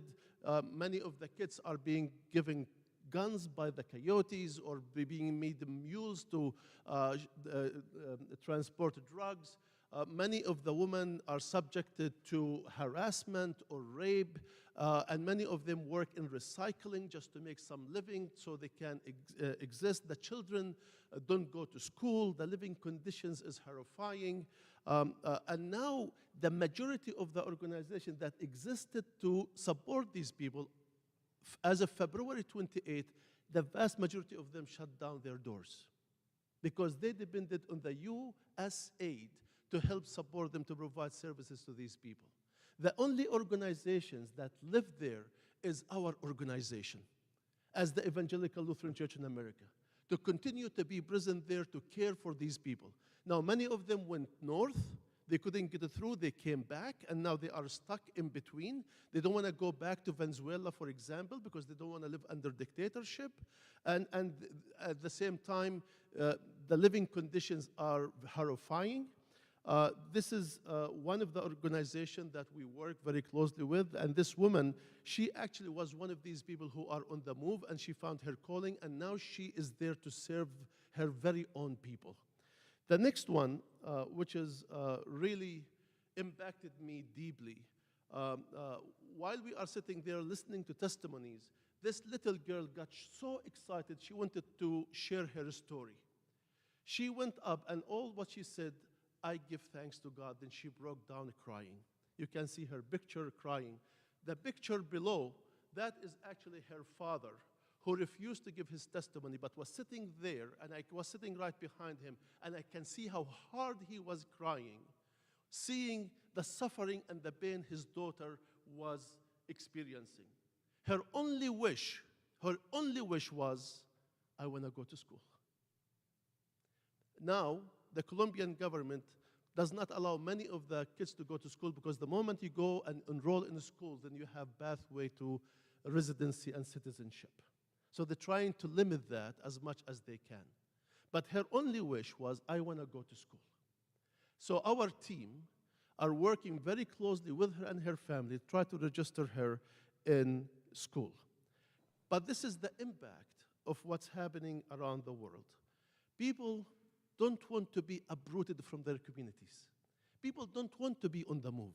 People don't want to leave their heritage, their tradition, and go somewhere else, but they are forced to do that. We met with this young lady, who's a beautiful young lady, and she said, I just can't, I needed to leave. And this is what she said to us. I started to take the bill because I know going through the jungle, most likely I will be raped, but I don't want to have to get pregnant. But that's a price I'm willing to pay. When you hear such a thing, you can tell that people are suffering and hurting and looking for a better life. The next one, it's about this woman from Venezuela, and the woman right next to her, her name is Mary Campbell. She is the director of Amparo on my team. This woman left because she has 2 children. One of her children, 6 years old, has a huge tumor on his leg. And she wanted all what she wanted just for her son to be healed. And she said, I want to go to America because they told me he can do the surgery there. She has also an 8-month baby. And his body is covered with mosquito bites because they sleep on the beach. And all what they have is a plastic with 4 sticks that they sleep under. When it rains and it rains hard, it collapses on them. And every day they face violence or people come and steal whatever they have. She goes and roam the streets so she can collect some of the recyclable things to sell them to get some milk for her 8-month baby. She came to our organization and she found hope. She found healing. She found a place to do her laundry. She found a place to take a shower. She found a place she can have a clean meal. She found a place where people can talk to her. And not only that, we have a woman there who fix their hair and do their makeup, just to restore that human dignity and make her feel human again. And when she left, she took that makeup kit with her alongside a basket of food. This is what we do. This is who we are. This is what God has called us to do in the world today. Because we are baptized for such a moment as this, to accompany and to be present with the most vulnerable in our communities here in America and around the world. I know I don't want to be late for your dinner, so let me go quickly. I just came back from the Holy Land, and I was there with Bishop Eaton, our presiding bishop, and Bishop Susan Johnson, the National Bishop of Canada, with other bishops and colleagues on a solidarity visit to visit with the Evangelical Lutheran Church in Jordan and the Holy Land. Siblings, I'm Palestinian. My sisters, my extended family still live in Palestine. This is the first time I go and visit and I see the hopelessness and the fear. The question today is not about peace. The question today is not about justice. The question the Palestinian people are asking today, are we going to survive this genocide? Are we going to survive this ethnic cleansing? And unfortunately, the Israeli government under the Trump administration are being more and more aggressive. The settlers' violence against the Palestinian civilians and villages and looting and killing their sheep and cattle and burning trees and cars and destroying property is increasing under the Israeli protection. I want to invite every and each one of you to be part of the ELCA program called Synod. Synod for Justice in Palestine and Israel, which is an initiative dedicated to promoting peace, justice, and human rights in the Holy Land.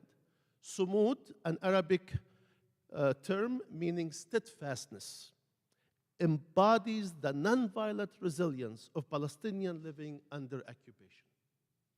You can go to the elca.org/Sumud or just Google ELCA Sumud, and you will find how you can get involved there. Your voice, your involvement, your advocacy can save lives.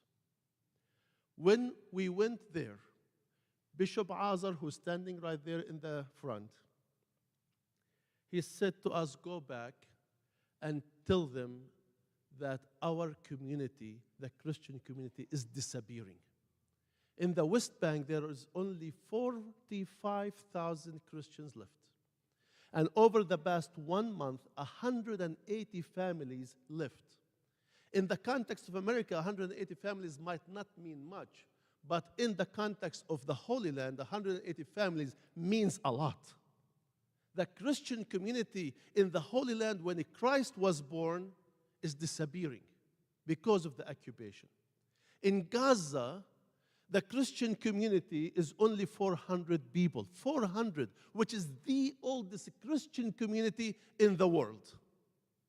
On Palm Sunday, I was on the Mount of Olives with the bishops celebrating Palm Sunday, and I received a message from the Archbishop of the Episcopal Church saying that Israel just bombed our only functioning hospital in Gaza and destroyed St. Philip Church on Palm Sunday. I was with the highest people in the White House yesterday, without mentioning names, and I mentioned that to them, and they said, "Oh, we know." I said, "So what are you doing about it?" And that will becomes the silence treatment. But they will not move if you don't move. You can be the difference makers in the world today, and your siblings in Christ in Palestine needs you. The next one is what's happening in Ukraine. And this picture is the heads of, this is the president of the Lutheran World Federation, President Bishop Henrik, and the General Secretary Anna Borghardt. And what you are looking at, this is a school that we have built underground in the subway station. We took the subway station, we converted into school, and that's where the kids are going. And that was a grant from the Lutheran Disaster Response that you supported to make that possible for the children of Ukraine. So, to go quickly, the ELCA's Lutheran Disaster Response has been actively supporting humanitarian efforts in Ukraine and neighboring countries, including Poland, Hungary, Slovakia, and Romania, who received a lot of Ukrainian refugees because of the war. Through partnerships with organizations like the Lutheran World Federation and Church World Service, the ELCA provides refugees with immediate and long-term support, such as shelter, food, water, and psychological care. We also, in addition, in this country, we are advocating for policy changes to aid Ukrainians displaced by war, to includes urging the U.S. government to offer deportation relief through temporary protection status, which is the TPS. So they can remain here. We don't have to go to Ukraine while the war is still going. Finally, I just want to say thank you, because we at the church-wide organization cannot do this work without your prayers, without your support, and without your financial gifts. I wake up every day giving thanks to God for giving me the opportunity and the chance to serve in this capacity, because I see how we are impacting and transforming lives through our ministry and leadership. You might not know it, but you are touching people's life all over the world through your prayers and your financial support. The work, I keep saying it will slow down, but it keeps speeding up. From Palestine to Ukraine to South Sudan to Myanmar to Mozambique to Thailand, there is a huge demand. And we, as the Evangelical Lutheran Church, through the Service and Justice, are willing and ready to go. And we go with your encouragement, with your prayers, and your support. For that, I say thank you, and God bless you.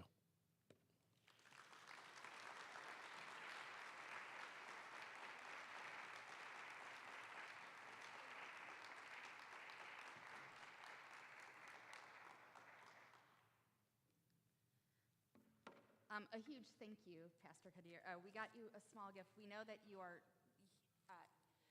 Pastor Kadir lives out of a suitcase.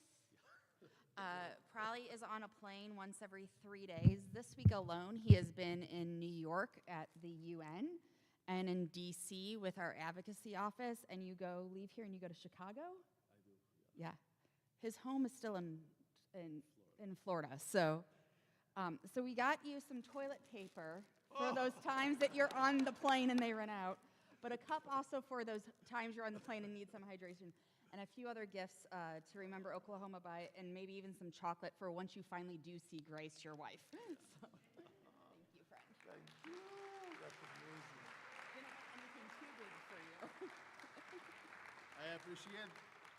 I appreciate the thought, and a special thanks also to Peter because he gave me a ride and he got me one of these to use during the assembly. I didn't have to pay deposit for $10. So now I can return it and use this one. Thank you.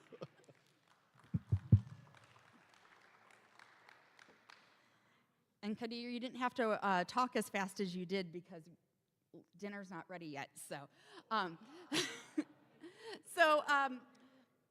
based on his fabulous presentation about Service and Justice Department, how many of you, your congregations, are doing something already that is part of the Service and Justice Department ELCA?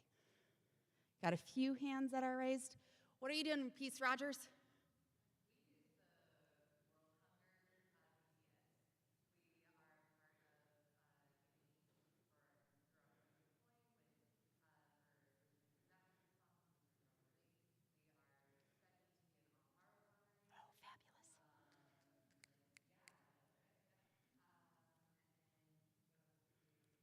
So the World Hunger VBS, giving a second offering, noisy offering, and then studying to be an Amparo congregation.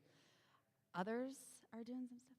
How many of you learn something that you're like, oh, I can go back and like tell my congregation about? Yeah, that's the goal this weekend, is that you can go back and say, hey, congregation, we can get involved in this way. So just make those notes. And then go back to those notes. Don't let them sit somewhere in a notebook that you never open up again, because we all have been to those conferences, right? So a few announcements before we break for dinner.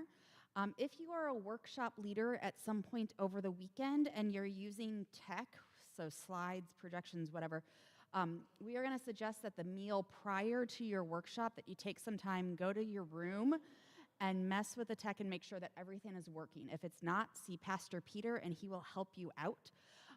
For those who are presenting tomorrow morning, don't find him at dinner tonight because he's gonna eat and then get ready for worship this evening, as he's one of our leaders for worship.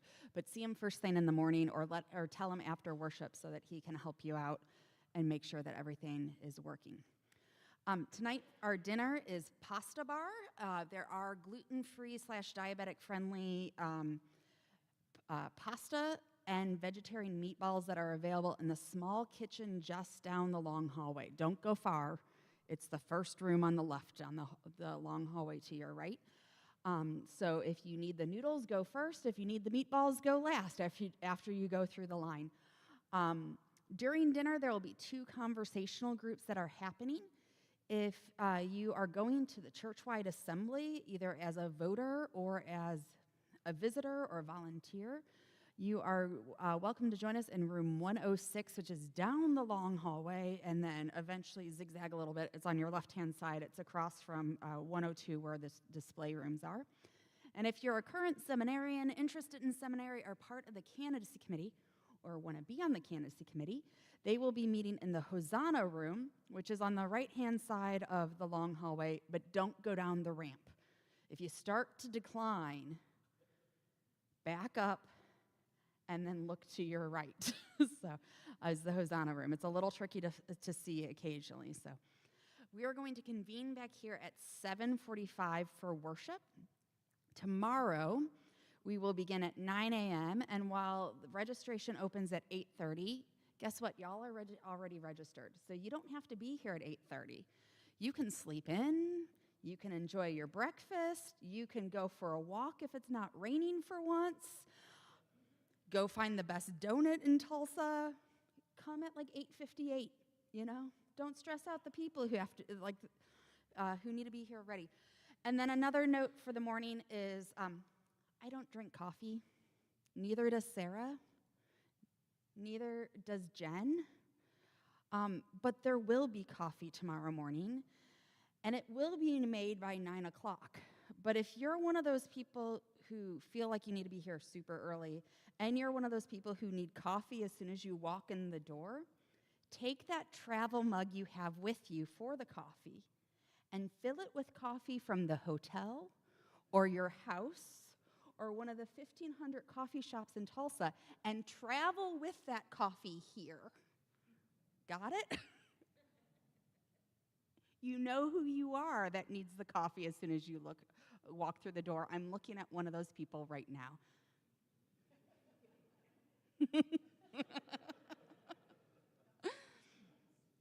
Any other announcements? All right, as I said, dinner's not quite ready, so you have time to talk amongst yourselves before Sarah will yell at everyone when we're ready to eat. But before we break, let us have a moment of prayer. Let us pray.